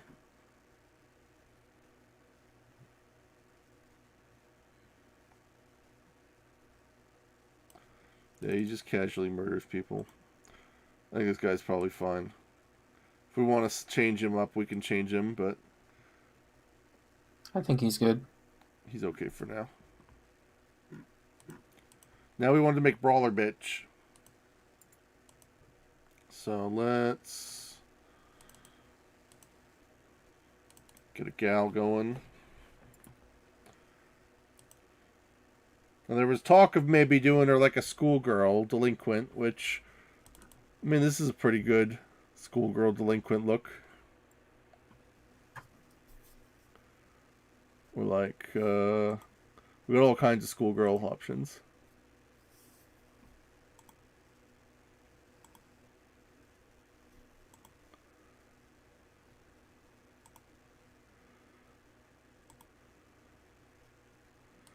Yeah.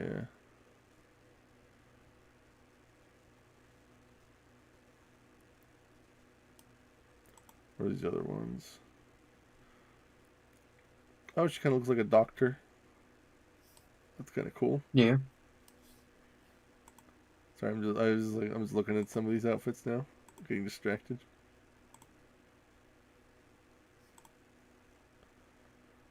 Wow, look at that.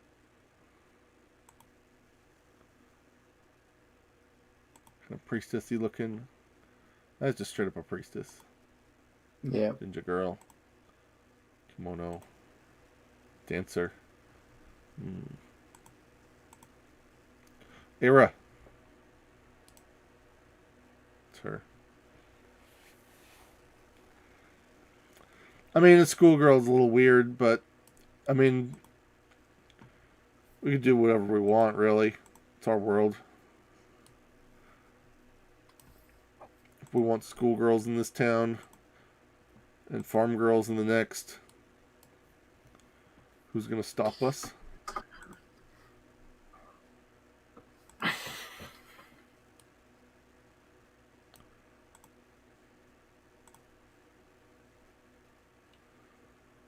Decisions.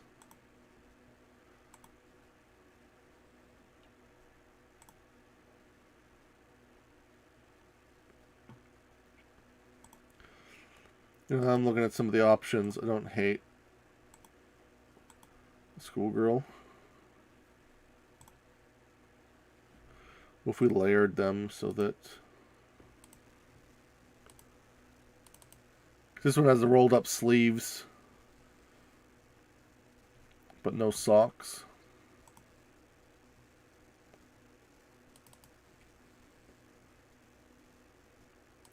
This one looks like she's wearing a tie.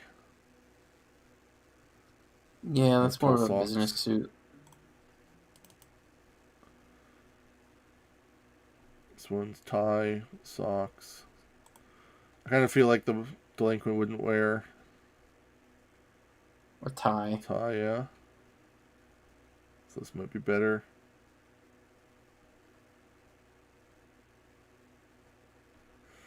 Is it like a hoodie? Closest thing to a hoodie is this, where it's like a bathing suit with an open hoodie over it. Well, could we layer that one? Kind of. Huh. I mean, let's say we put this one on and then this over it. Looks a little silly. I don't hate it. I kind of do. I thought it looked fine, but okay.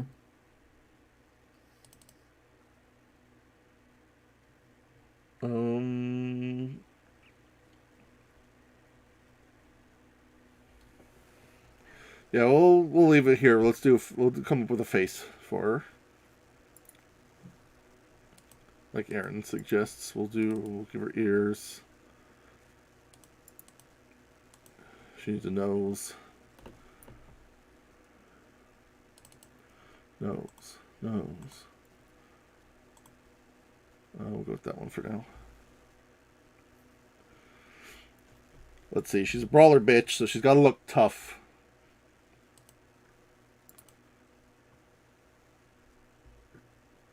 That's literally all we got to go off of is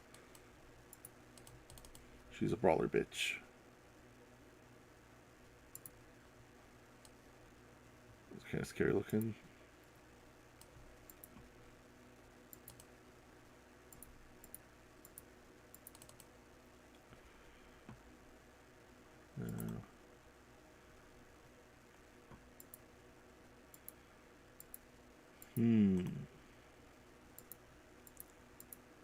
eyebrows. I'm moving kind of fast here, just trying to get something down.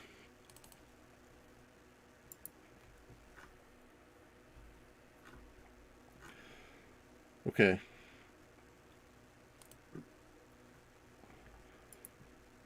Do we like these eyes?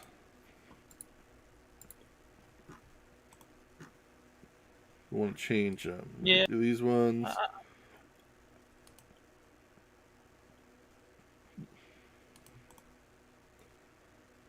That's not too bad either.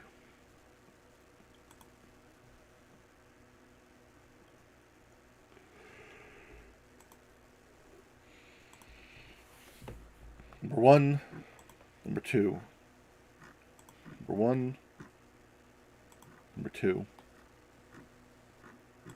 Number 1, number 2. 2. Number 1, number 2. I kind of like number 1. 2 votes for 1, 1 vote for 2.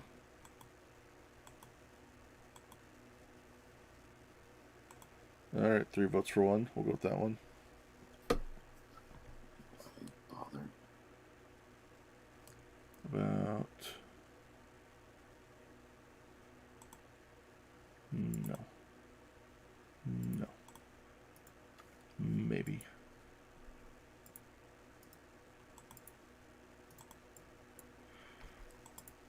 Number 1. Number 2. Number 1. Number 2. Number 1. Number 2. Rick says 2. Number 1. Number 2. Number 1. Number 2. Aaron says 1. 2. 1. 1. Another one for 1. 2. 1. 2. 1. Alright, I guess we'll go with 1. It stopped updating for me again, so. Oh.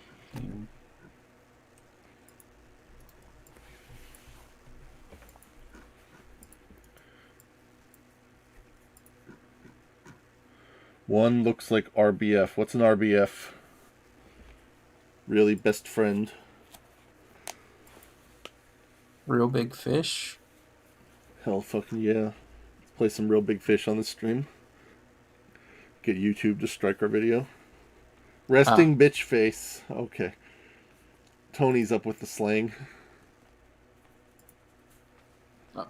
Which is weird.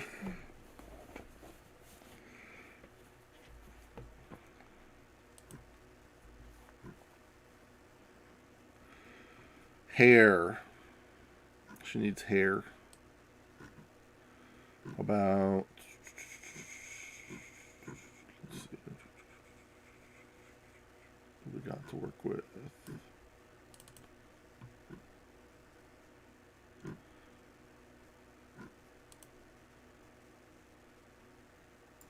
Looks a little mean. Whoa, it's wild. It's a little too wild.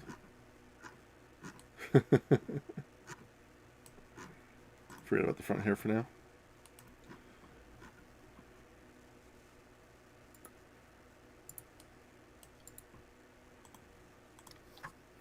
I don't actually hate that one. Yeah, same. It's not too long, but it's not too short. It's not Henrietta's hair.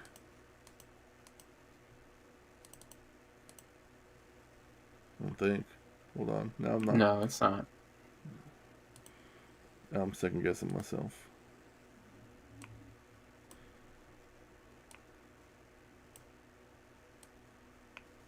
It's not. It's not. Okay. It is a little similar though, so that is a concern.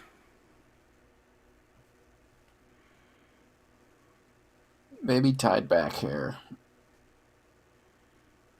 I think this is Henrietta. Is that Henrietta's?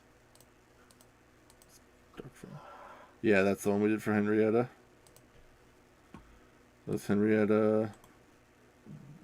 Yeah, it's kind of similar. I see what you mean. Tied back one. Let's see. Could do that one. There's this one. That's a little fancy. What about top row number 6?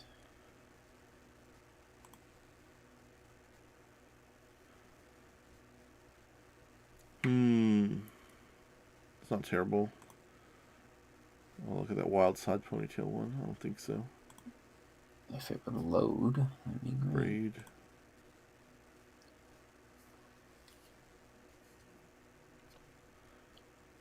Not crazy about that.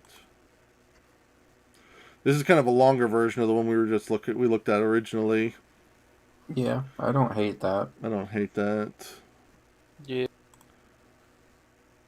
There's this kind of bun ponytail thing, but that doesn't really fit, I don't think. Not really, no. It would be fine if it didn't have the cap thingy. Your pigtails. Looks kind of childish, but then she kicks the shit out of you.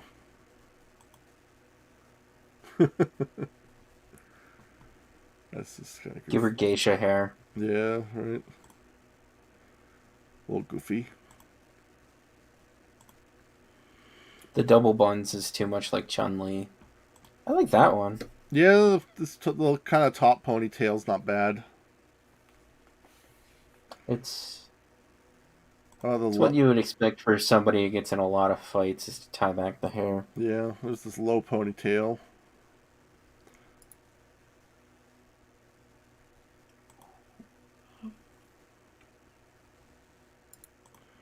I still think my favorite is the first one we ended up on, though. But it does kind of look like Henrietta's. I think it's different enough, though, and if we do something with the front, it'll be fine. Even if we don't do a front hair, that makes it look pretty different, because Henrietta has the bangs. Yeah. I don't know, what's the chat think? It seems like this one, and then this top ponytail one,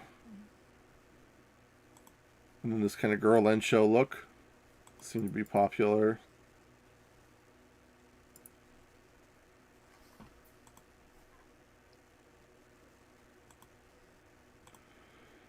I'm not a fan of the really short.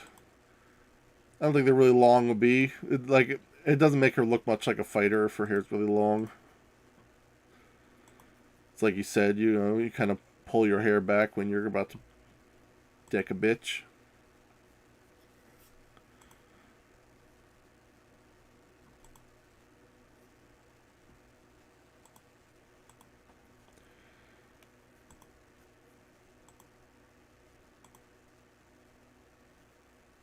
Yeah, I don't really like a lot of these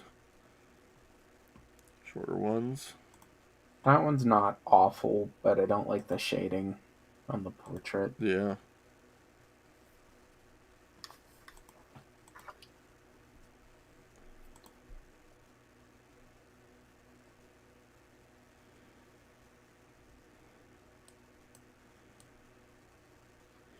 This one's an MZ hair, so it's going to look a little weird.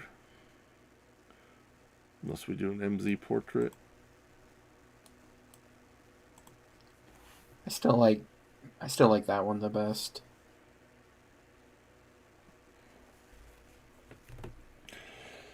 She does kind of have Android 18 energy with the blonde hair, blue eyes.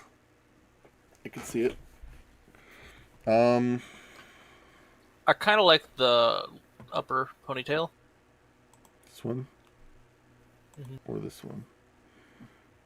The other one. Okay. Yeah. So we got to vote for that one. There's a couple for this.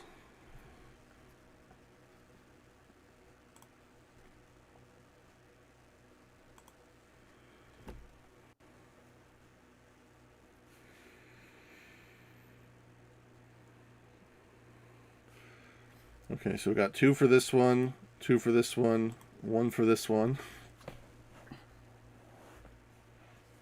Rick, BB, you guys still here? Predicament.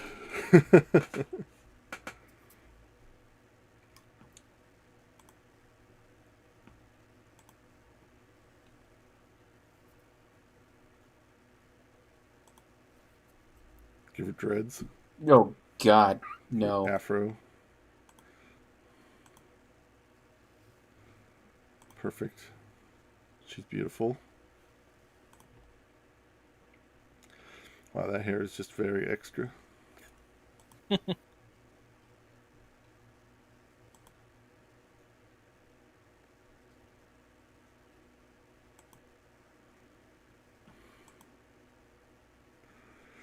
Give her the Elsa braid.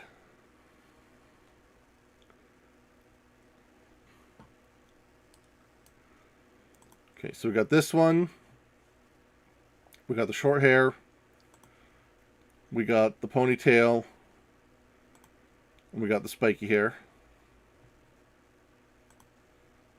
Short, ponytail, spiky. Seems like it's come down to those three. What is this? That icon is wrong. That's a long ponytail. Okay, so now we got a three-way tie. Three-way tie. Thank you, Rick. You're very helpful.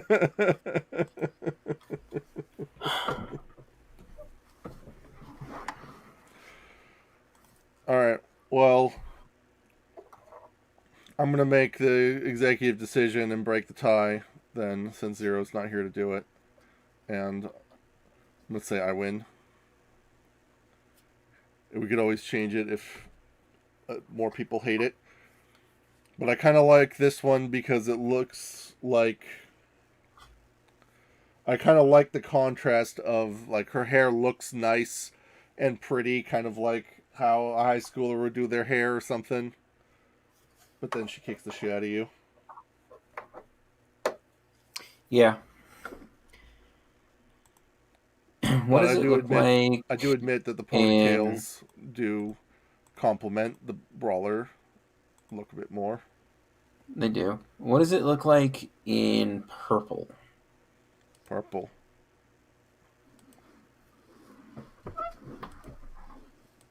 Nightmare purple. Hell yeah. Okay. Now it lags again. Come on. There it goes. You know, not bad. I don't know. Believe it or not, I'm apprehensive about the purple.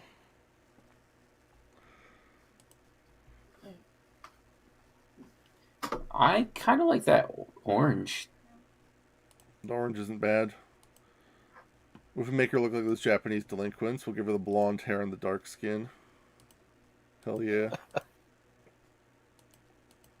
Kuwabara, what are you doing here? Just coming for you. Hey, Beshi.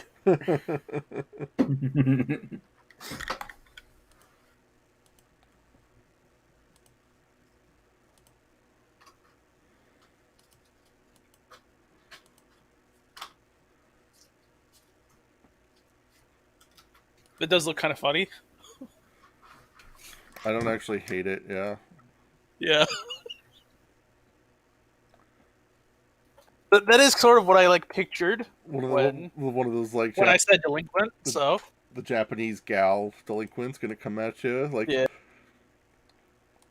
give her a bunch of makeup, make her look all like, you know, really really pretty, but then she's gonna kick the shit out of you. How does that look? What if we do like a mouth with some lipstick? You like the more tan one? Hold on. It would be nice to have a little bit more diversity in the cast, I believe. Here we go.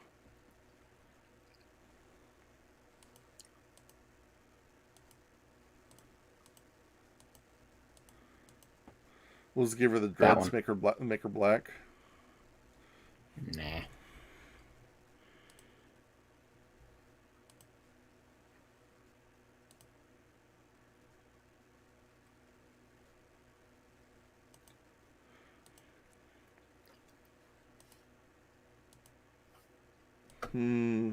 Tough. It's not too bad.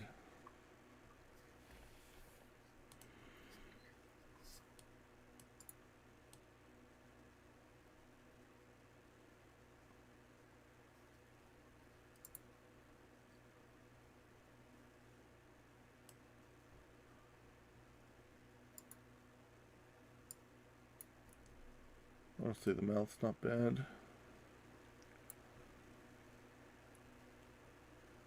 Could try one with redder lips, but it'll make it harder to do expressions though, because there's That's only a fair. few of them that have really defined lipstick. Doing a duck face.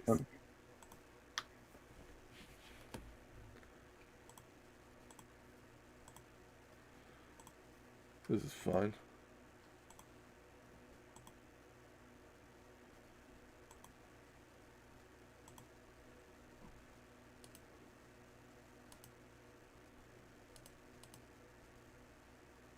Just like take a photo of someone, like their mouth, and just Photoshop it on. That'll do it. You got it. Do expressions that way. That won't look terrible at all, Ed. It'll be fine. Are you gonna put on the lipstick so we can take pictures? Nah. Had to pause for a second. I had to think about it. Almost did it for a second there. Almost. Whoa. Nope.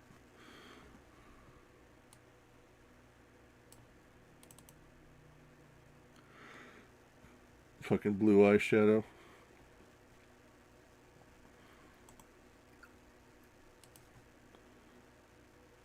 Makes her look ridiculous. Change it to a different color. Red, blue, green, black.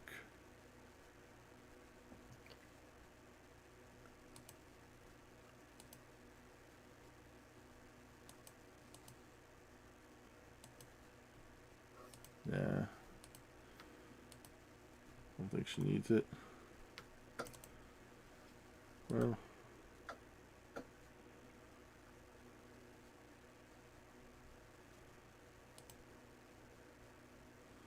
I don't know. You can't even really tell. Unless it's like a solid color.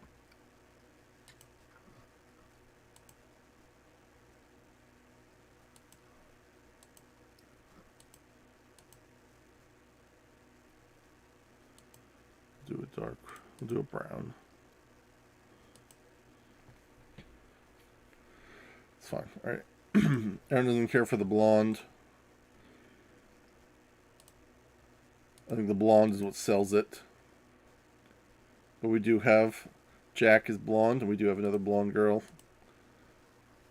I was thinking like a wild color, like green or purple or something.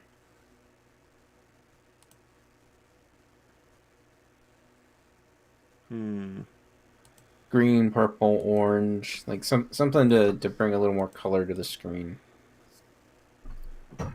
Aaron says if we dark hair.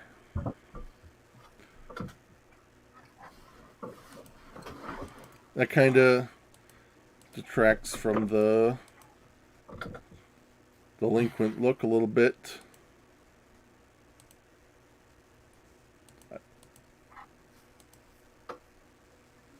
Now Maybe. she just looks Mexican. Yeah, kind of.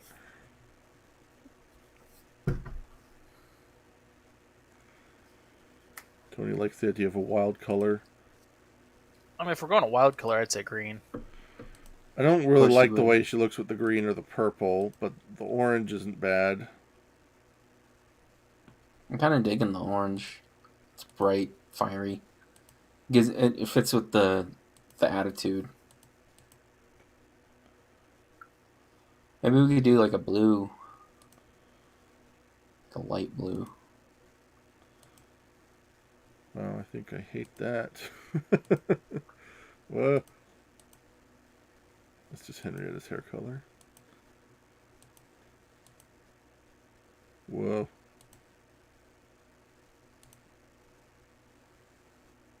Just fucking glowing white hair.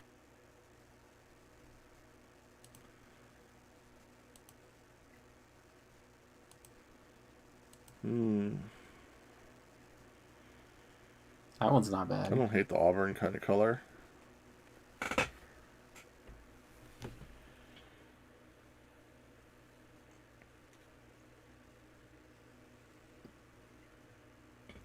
I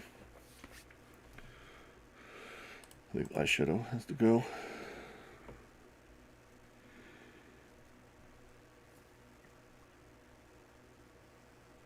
You like this one, Aaron?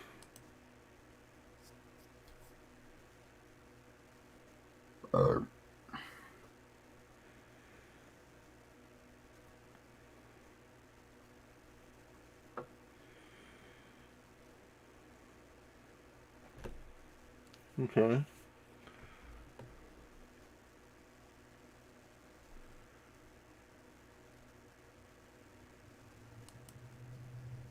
Looks chocolatey.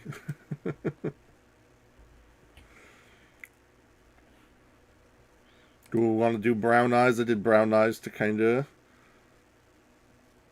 go with the rest of the look, but I think she needs maybe a little contrast. Something to make the face pop more. There's the blue. We could do the purple eyes Yellow. on her. If I do the dark skin and the red hair and the yellow, she's gonna look like Reiko. Then we'll have to go That's back. not a bad We'll have to thing. go back to the ponytail. Just make her Reiko.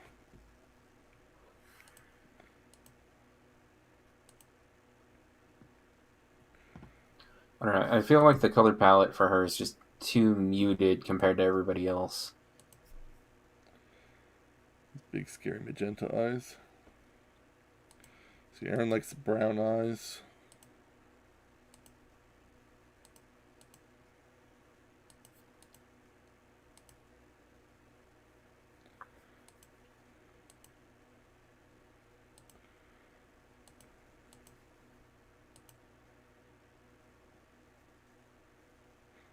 Damn. The yellow looks the best, but I know it's just because it looks like Reiko. That's why I keep saying that. I also like the purple, just for the record. Okay. Now I gotta change her hair color.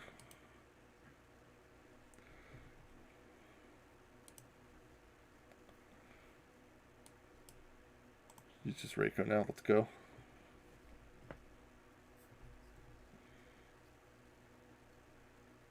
Renegade will be happy. I'm sure he will.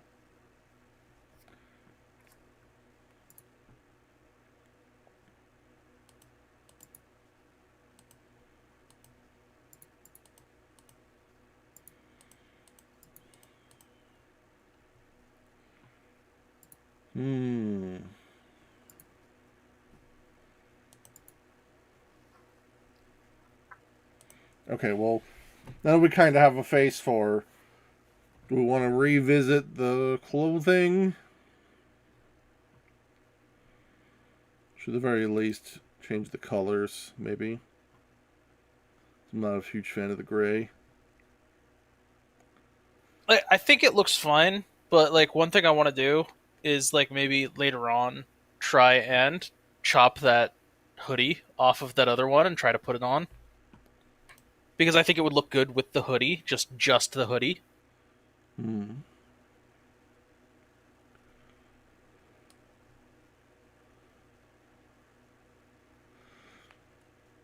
Yeah, I mean, like I the mean, hoodie totally. coat over something else might not look bad. Yeah. Erin says she doesn't like the school outfit. I don't mind the school outfit.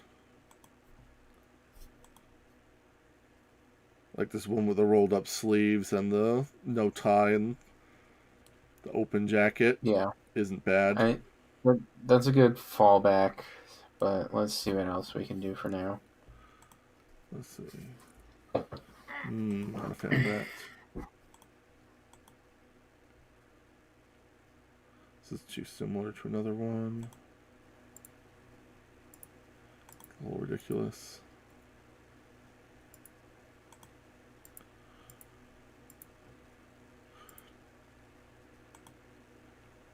You're a scarf.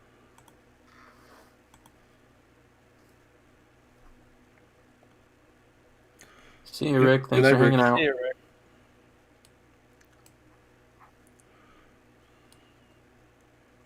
Oh, Wait, let that one load.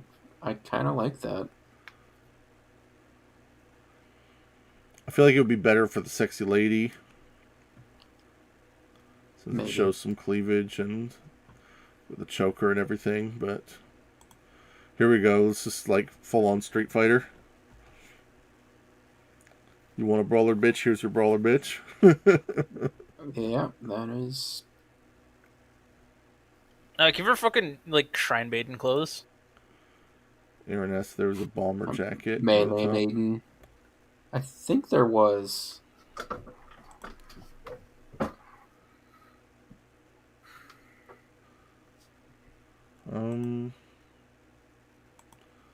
Not really. Here we go. Do the maid. There's another schoolgirl. There you go. Perfect.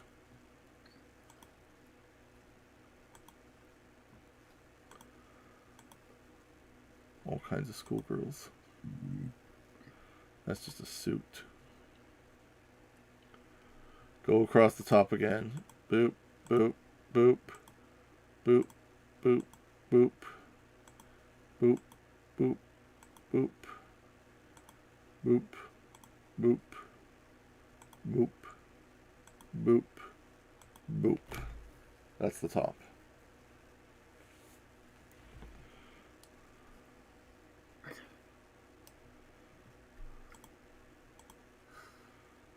Dancer.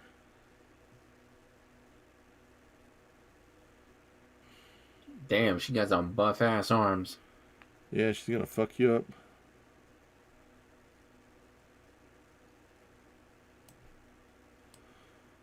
I mean, like, that's not horrible. Aaron says 6 or 12. 1, 2, 3, 4, 5, 6. Yeah, that This one's is not pretty horrible, rubbish. but I passed up on it because I said it was too similar to another one that we're using. It's for the thief leader, wears a very similar outfit. He's like the male equivalent. And then 7, 8, 9, 10, 11, 12. There's 12, the scarf, and then there's this one. She said the green one. It's kind of army jacket looking one. Eh.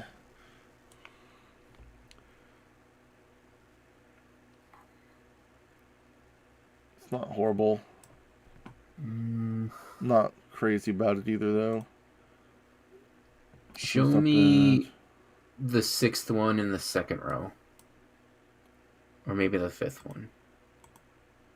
This is the one that we already kind of passed Oh, on. yeah. Okay. There's the maid. No, I don't like that. Armor.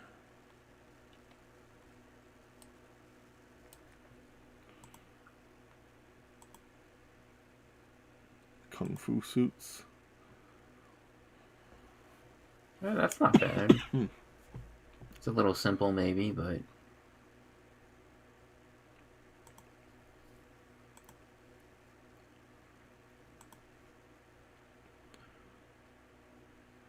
Yeah, I don't care for those armor ones.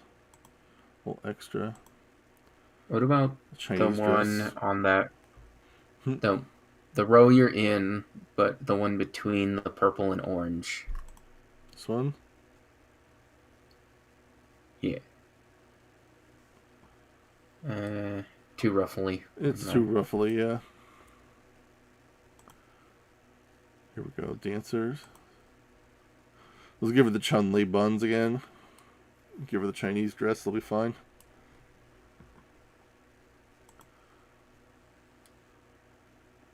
The ninja girl, the priestess.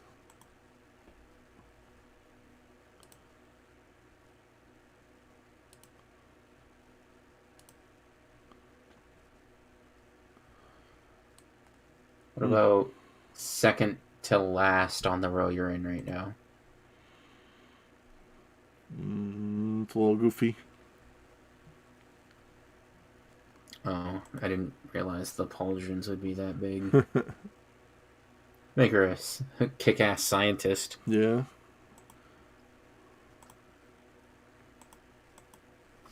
Oh, you disagree with my hypothesis? Hiya! Yeah, you're fucked now, buddy.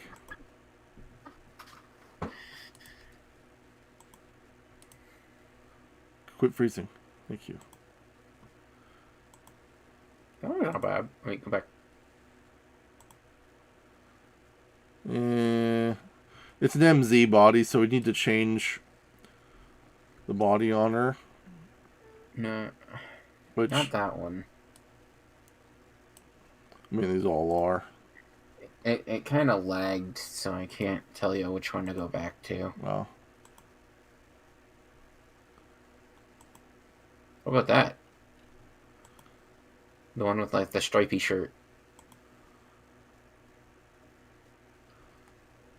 I mean, it's also an MZ body, so we need to change the sprite body for it, but it's not horrible, but not in love It's with got it. the hoodie, it's got the... Well, we could try it out. Let's see how... Let's change her body. Out. MZ1. The hair wouldn't work as well. We need to redo the hair. Okay, we'd have to redo the whole character, basically. Kind of. I mean, like, if we wanted it bad enough, it's doable. We just have to align the pieces ourselves in, like, Photoshop or something. Yeah. Here you go. There's your schoolgirl.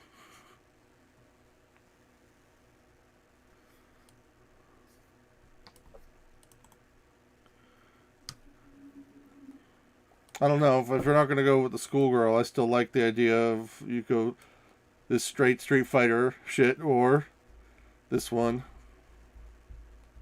Which is kind of like, it's kind of plain looking, but, you know. But it's both, like, it makes her look tough and, you know, at the same time, Maybe kind if we... kind of girly. Maybe if we could cut the hoodie off and put it on that one with it. Maybe. There it says Street Fighter Gi. Let's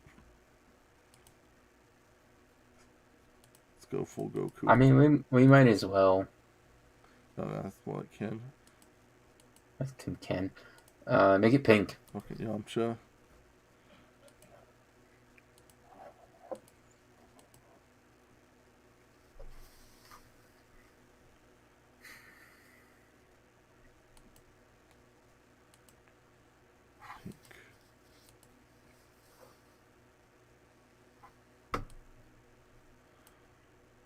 Black. She could be a Kuma instead.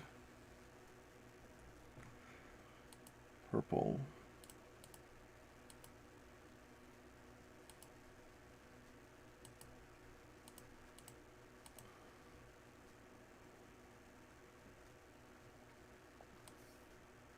I don't know. I'm not sold on it, but I don't hate it. I'm just not seeing any other options that work for what we're going for. I still like the schoolgirl best, but that's just me. That's mostly because that was his original idea. And so that's kind of what I've had in the back of my mind this whole time. Yeah. Is there a more reddish purple? Yeah, probably.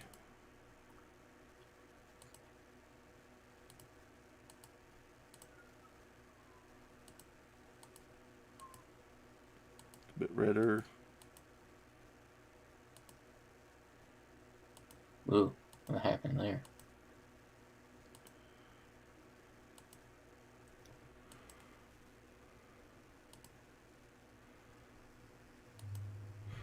We could make our own, too.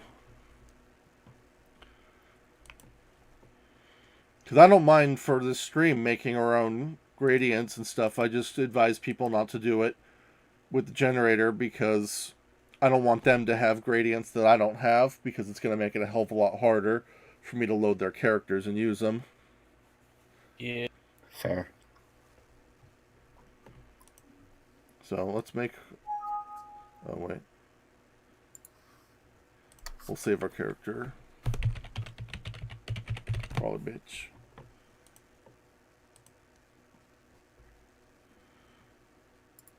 Well, let's make a gradient.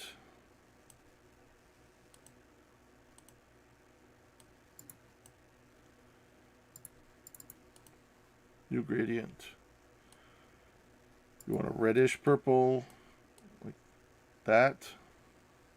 Kind of magenta.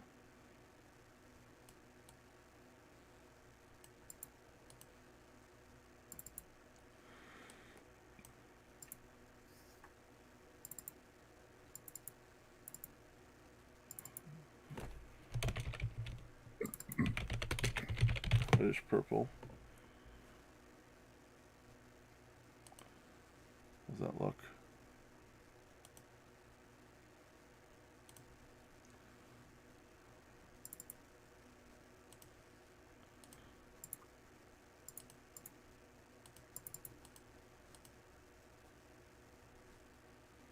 There's a reddish purple.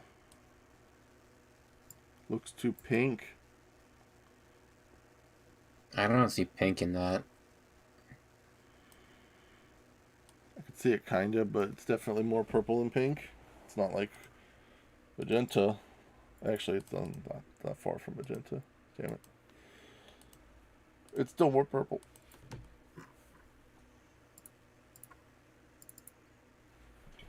We might have to revisit her. The stream's getting pretty long at this point. Yeah. Oh, jeez. It's OBS opening in the wrong window.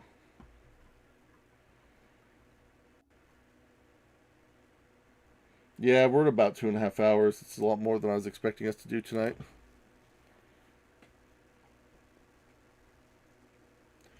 Tony says it looks pink too. Well, you're going to have to live with your purple then.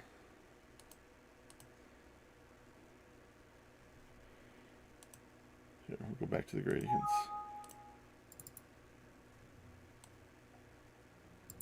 I mean, I like that really dark purple, so.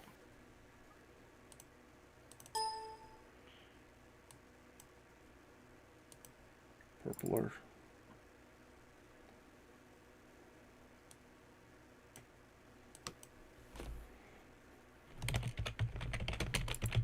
There's purple.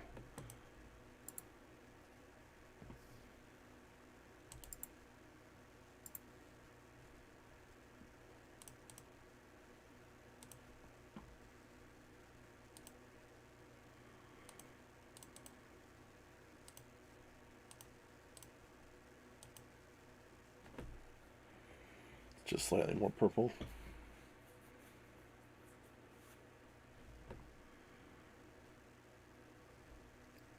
I suppose. We might have to come back to her.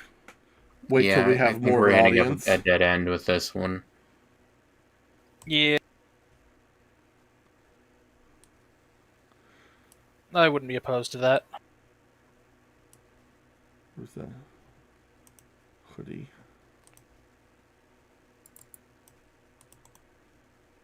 Hoodie bitch.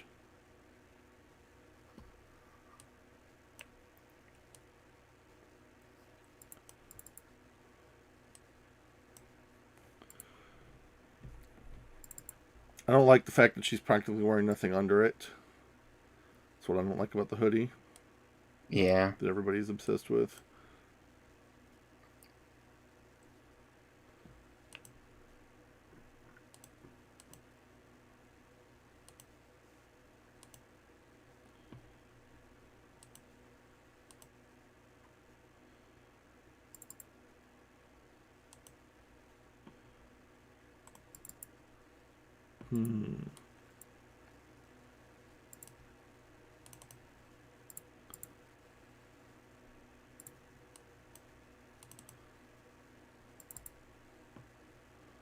That's just silly looking.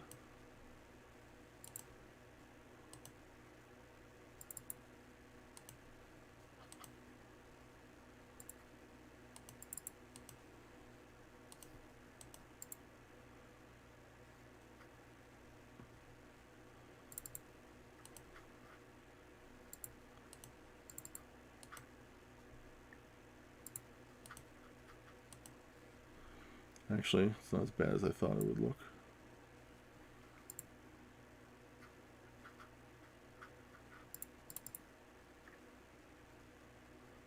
It's not great, but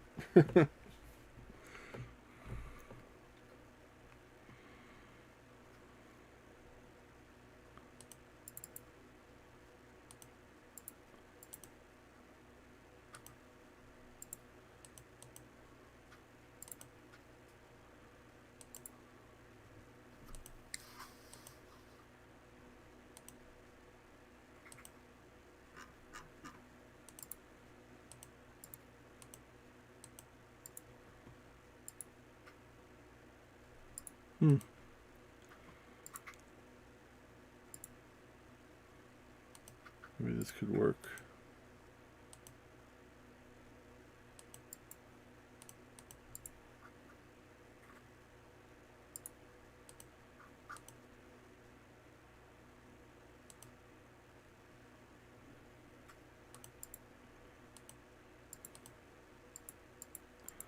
Color should the hoodie be?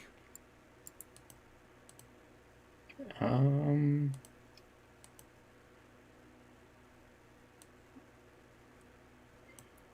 kind of like that dark blue. Dark blue's not I was bad. thinking maybe a lighter blue.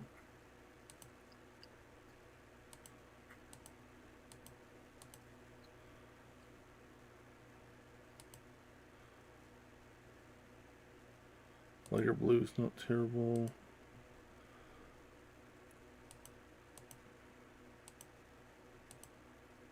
Don't hate gray. It's not great, but it's not bad.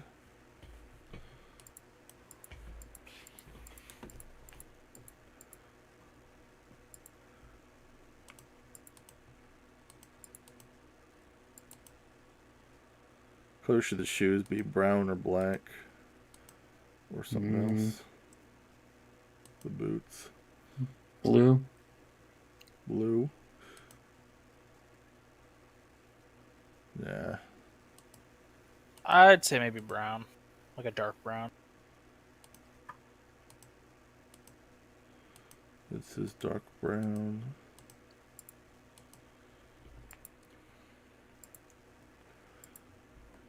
The hoodie on the sprite looks weird to Aaron.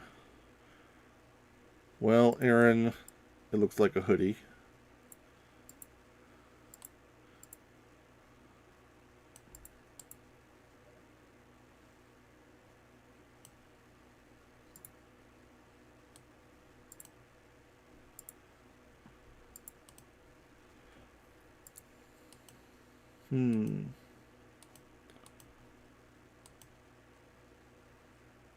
Purple.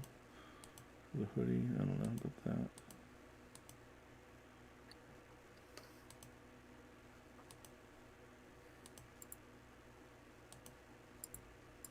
Maybe I do.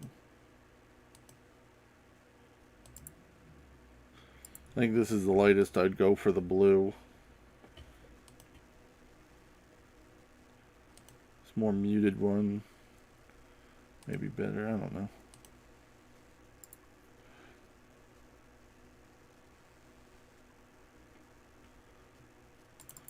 Yeah, I don't like it too dark, I think. I'd rather use a lighter color. Yeah.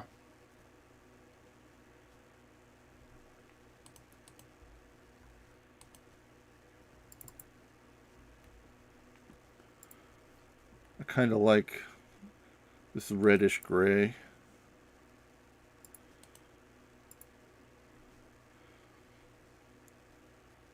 This kind of purpley blue is a little, I don't know.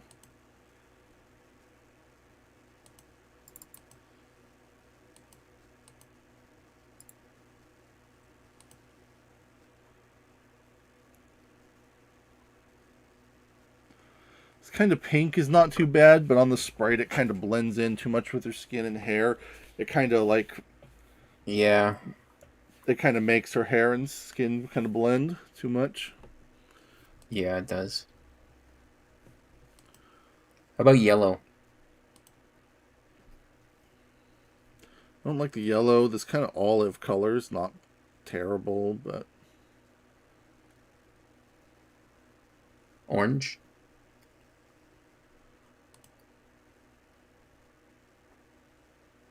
So everybody else has like one color that kind of just comes to the front, and right now she doesn't have any of that. yeah, it's kind of true.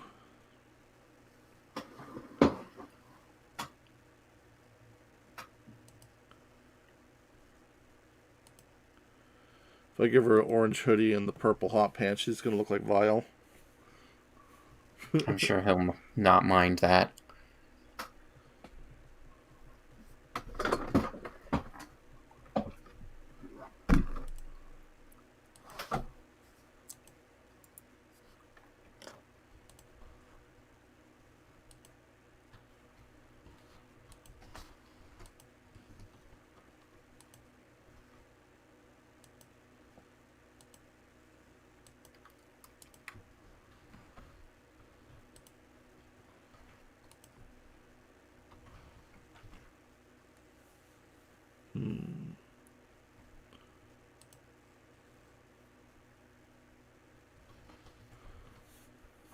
Let's see, blue hoodie.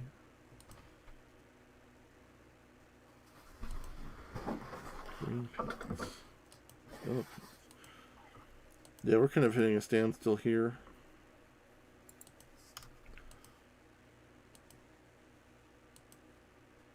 Whoa.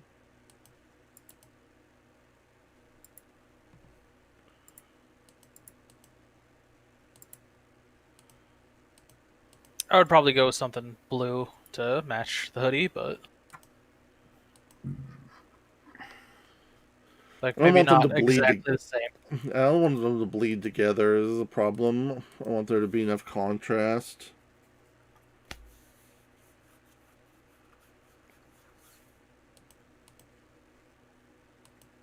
That's why I liked the other, the MZ one, but Yeah. Light blue's not terrible.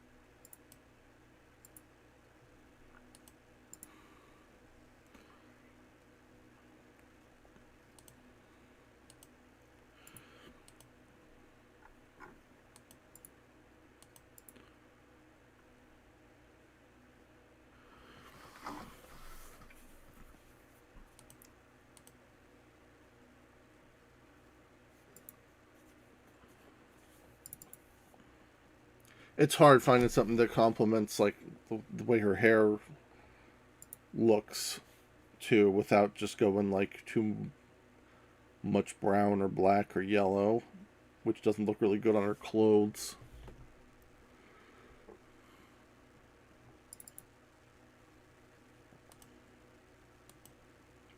Her colors are kind of coming out really muted looking.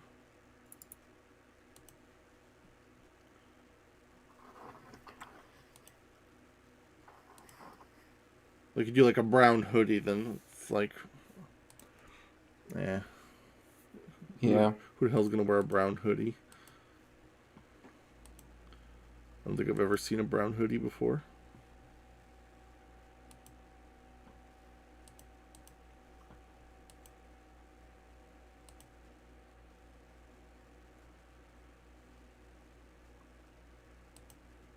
I don't know. Maybe one of the Kung Fu gis would be better.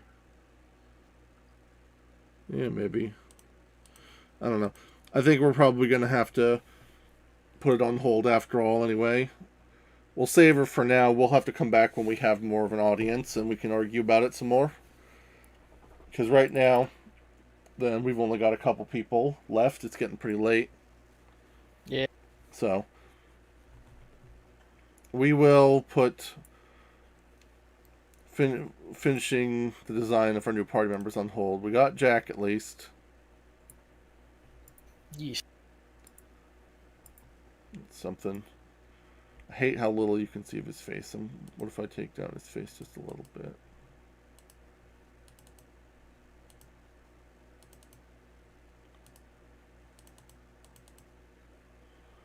That helps a little, I think. Yeah.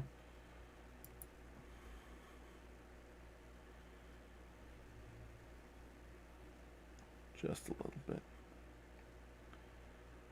About... Now we're going to end up tweaking this guy. A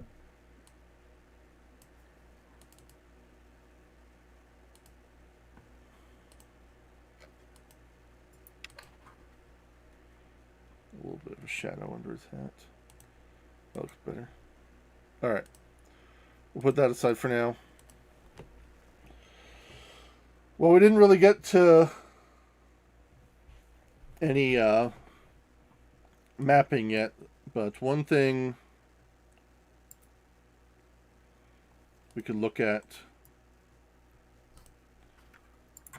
is, let's make a new map, and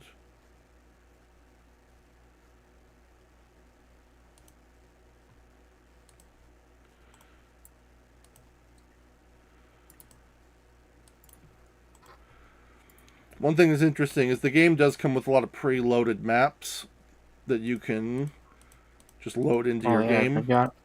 I always forget about those. And this is something we can look to for some inspiration. The next area is supposed to be a forest dungeon. And so we have this, like, you know, a forest map. A couple forest maps. Like this one, for example. We'll load that one in.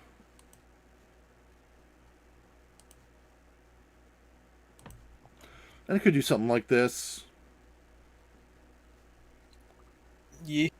Tall trees and like these kind of tree wall things. I'm not too crazy about these tree walls. They don't look that good, but They only look good if they're in the back. yeah, they look fine if it's like a horizontal wall, but like any of this sort of like diagonal shit or vertical shit looks kind of bizarre. Yeah. But I mean, Like, they would look better if they had like more than just a black void behind them. That too. yeah. I mean, we could I tweak, think when make our own graphics and stuff too. But yeah, I don't know. It's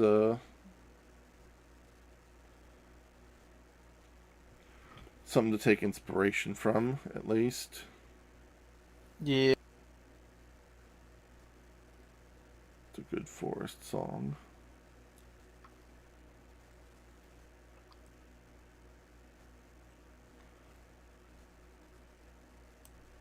Fantasy Forest. Oh, yeah. Oh, that sure is good silence. Sucks to be you guys. It really does. Cast is Fucking terrible. shitty.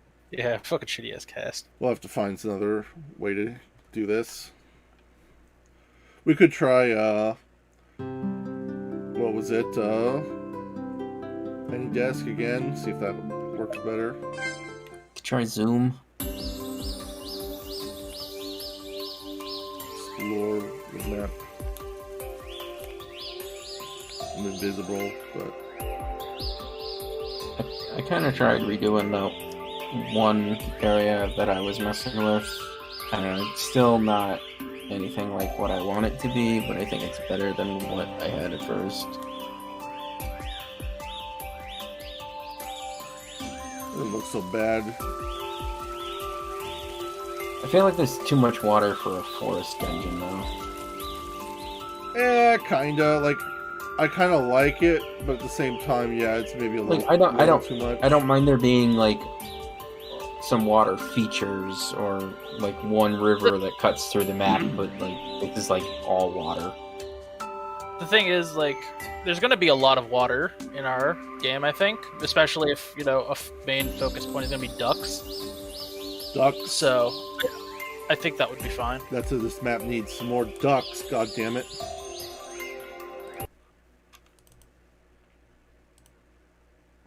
Because, like, water features need to be pretty common, especially if our save points are duck ponds.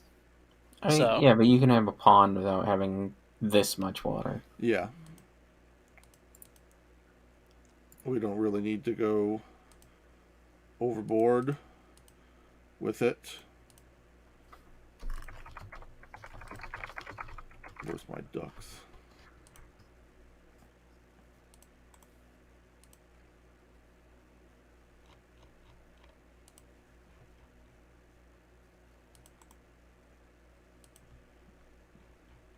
Hell yes.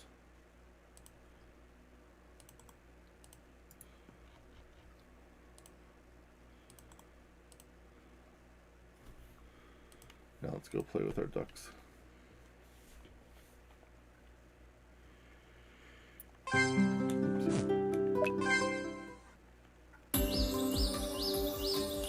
Fuck yeah, ducks. Don't jump in. Apparently the hero can't swim. Right, get in there. Get in there. Fuck.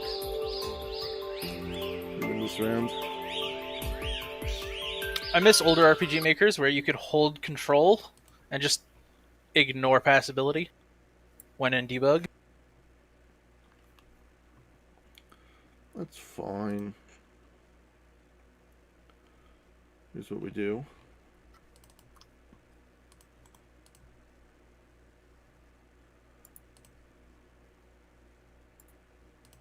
Oh. Now watch this shit. This is gonna be great.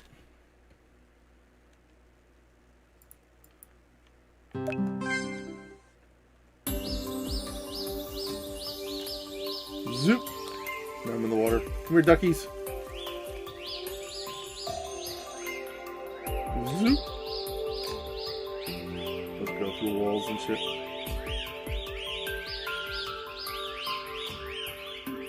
Now this is the way to explore a map.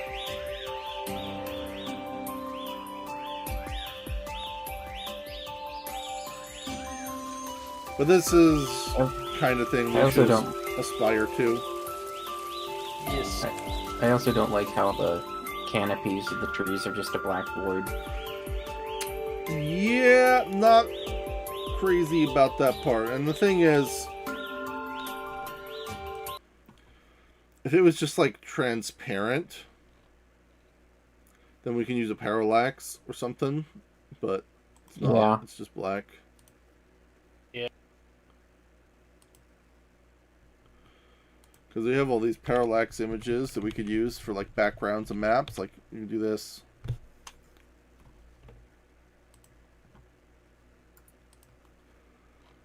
And that way, if we wanted to say expand the width, it just adds this background. Hmm. But with something like this, then kind of doesn't work so great.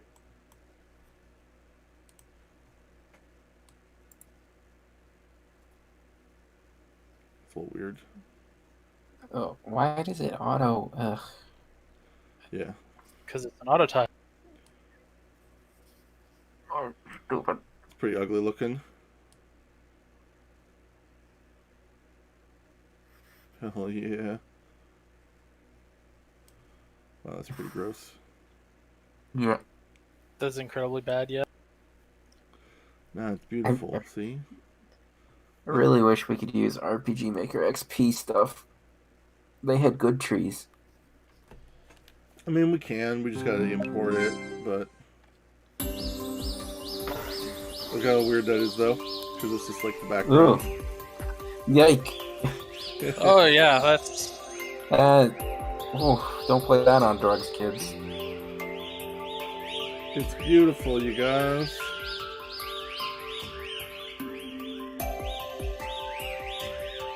This would be useful if you were doing like a kind of map where you're kind of high up in the trees and, or like you're like they do on the mountain in Link to the Past. Yeah, or like you're above the forest.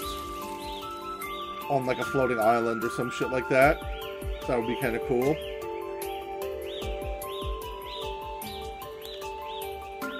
Yeah. But just doing it like this, no. Nah, yeah. No. Pretty, not very sugoi. Could change that background to anything we want though. Maybe it's not a forest. Maybe it's no. Parallax. Damn it. Maybe it's a city or some mountains. Seattle mountains. Ocean. Office windows. Yeah, we'll do an ocean. It's beautiful. It's gonna be great, guys. Watch this shit. What a shitty parallax. Doesn't even tile right. You just get this kind of garbage. No, it looks fine now. It scrolls. It's just the map that's messy. Yeah. Water, guys. This is the worst nightmare for the hero.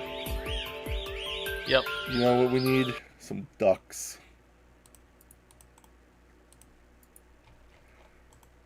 Out in the abyss. They'll be beautiful.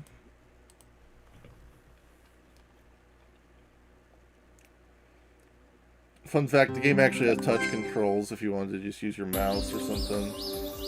Oh, I think Vile did discover that. Yeah, he did it by accident. Yeah, he did. They're having fun out there in the ocean. The ocean and the abyss. That works eerily well. I hate that it does.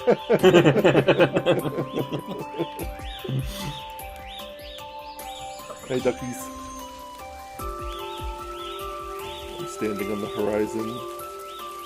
I got my ducks. Alright, well, that's enough messing around. We're just kind of goofing off at this point, so I think it's about time to wrap up the stream. Oh, jeez. So thank you guys. Thank you guys for watching. I hope you enjoyed. It was kind of a waste of time, but we did a little bit of character creation, and we kind of discussed, at the very least, some of the... We pulled back the curtain on some of the stuff in the demo. Give you a peek behind the curtain there. That was fun. I think an important thing we're going to need to start discussing coming up here is combat stuff. And that's going to involve, like, coming up with skills for characters. We need to decide what roles all the party members are going to fill as far as, like, battle goes. We're going to have to come up with stuff like healing items. Gesundheit. Oh, thank you. Just barely hit the sneeze button on time. And we have to come up with battle items like healing stuff and other crap like that. Yeah, we still haven't decided what kind of healing items we'll use. I like the sodas. The sodas was really don't. Yeah, the sodas was a neat idea, but it's, you know, Ed's not crazy about it, and honestly, like, we could do sodas on top of things. You know, going for... I mean, we could do it like they do in Pokemon, and we'll have, like, the normal stuff, and then there's, like, special side ones and vending machines. Let's actually pop back into the game for just a second. But, I mean, like, the low-hanging fruit that I apparently love to grasp at is potions, because we've got potion icons out the fucking ass. That's true. And so that would be something really easy to use, is like different kinds of potions and stuff. I like the idea of having like ingredients, like we have our little food ingredients here, and being able to like cook meals. Yes.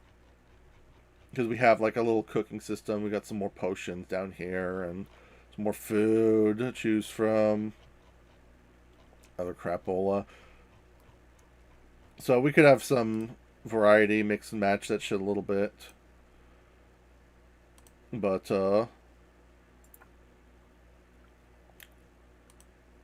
But we'll have to come up with skills because we don't really have anything except for like the default skills in the game right now, and items. We have like our stupid ingredients, but then it's like there's not much else really. We don't got shit for weapons or armor programmed. We'll need more enemies. We got like our rabbits. That's basically it. You get states and stuff. There's animations we'll have to make for our skills, which is the animation maker, and you can test them out, like little punch, other kinds of effects. There's a fire punch. There's like a big darkness spell. Shovel. Yeah. But that's all stuff we're going to need to get into. So that'll be probably the topic of discussion in the ZV Games chat going forward for a little bit. But for now, we've taken up enough of your time. It's getting late. What were you going to say, Ed?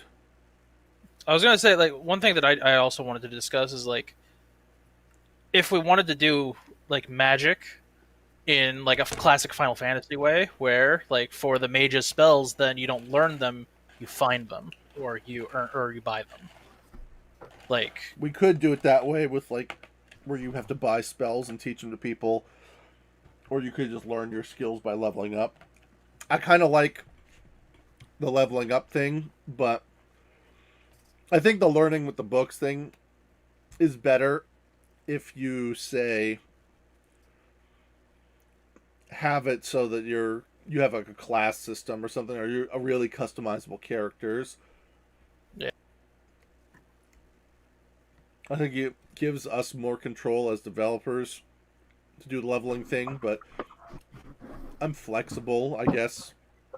If people really want to have some basic spells, just be purchasable and teach them to anybody you want. I wasn't even just thinking about, like, teaching anyone, like, specifically, like, say Dark Fang is our, caster, then you buy spells and he gets them. You're buying spells for Dark Fang. No, I get it. I mean, we could do it that way, I guess. And sort of have it be like a differentiation between the way he gets his stuff and everyone else. So, like, that's something else to... Maybe.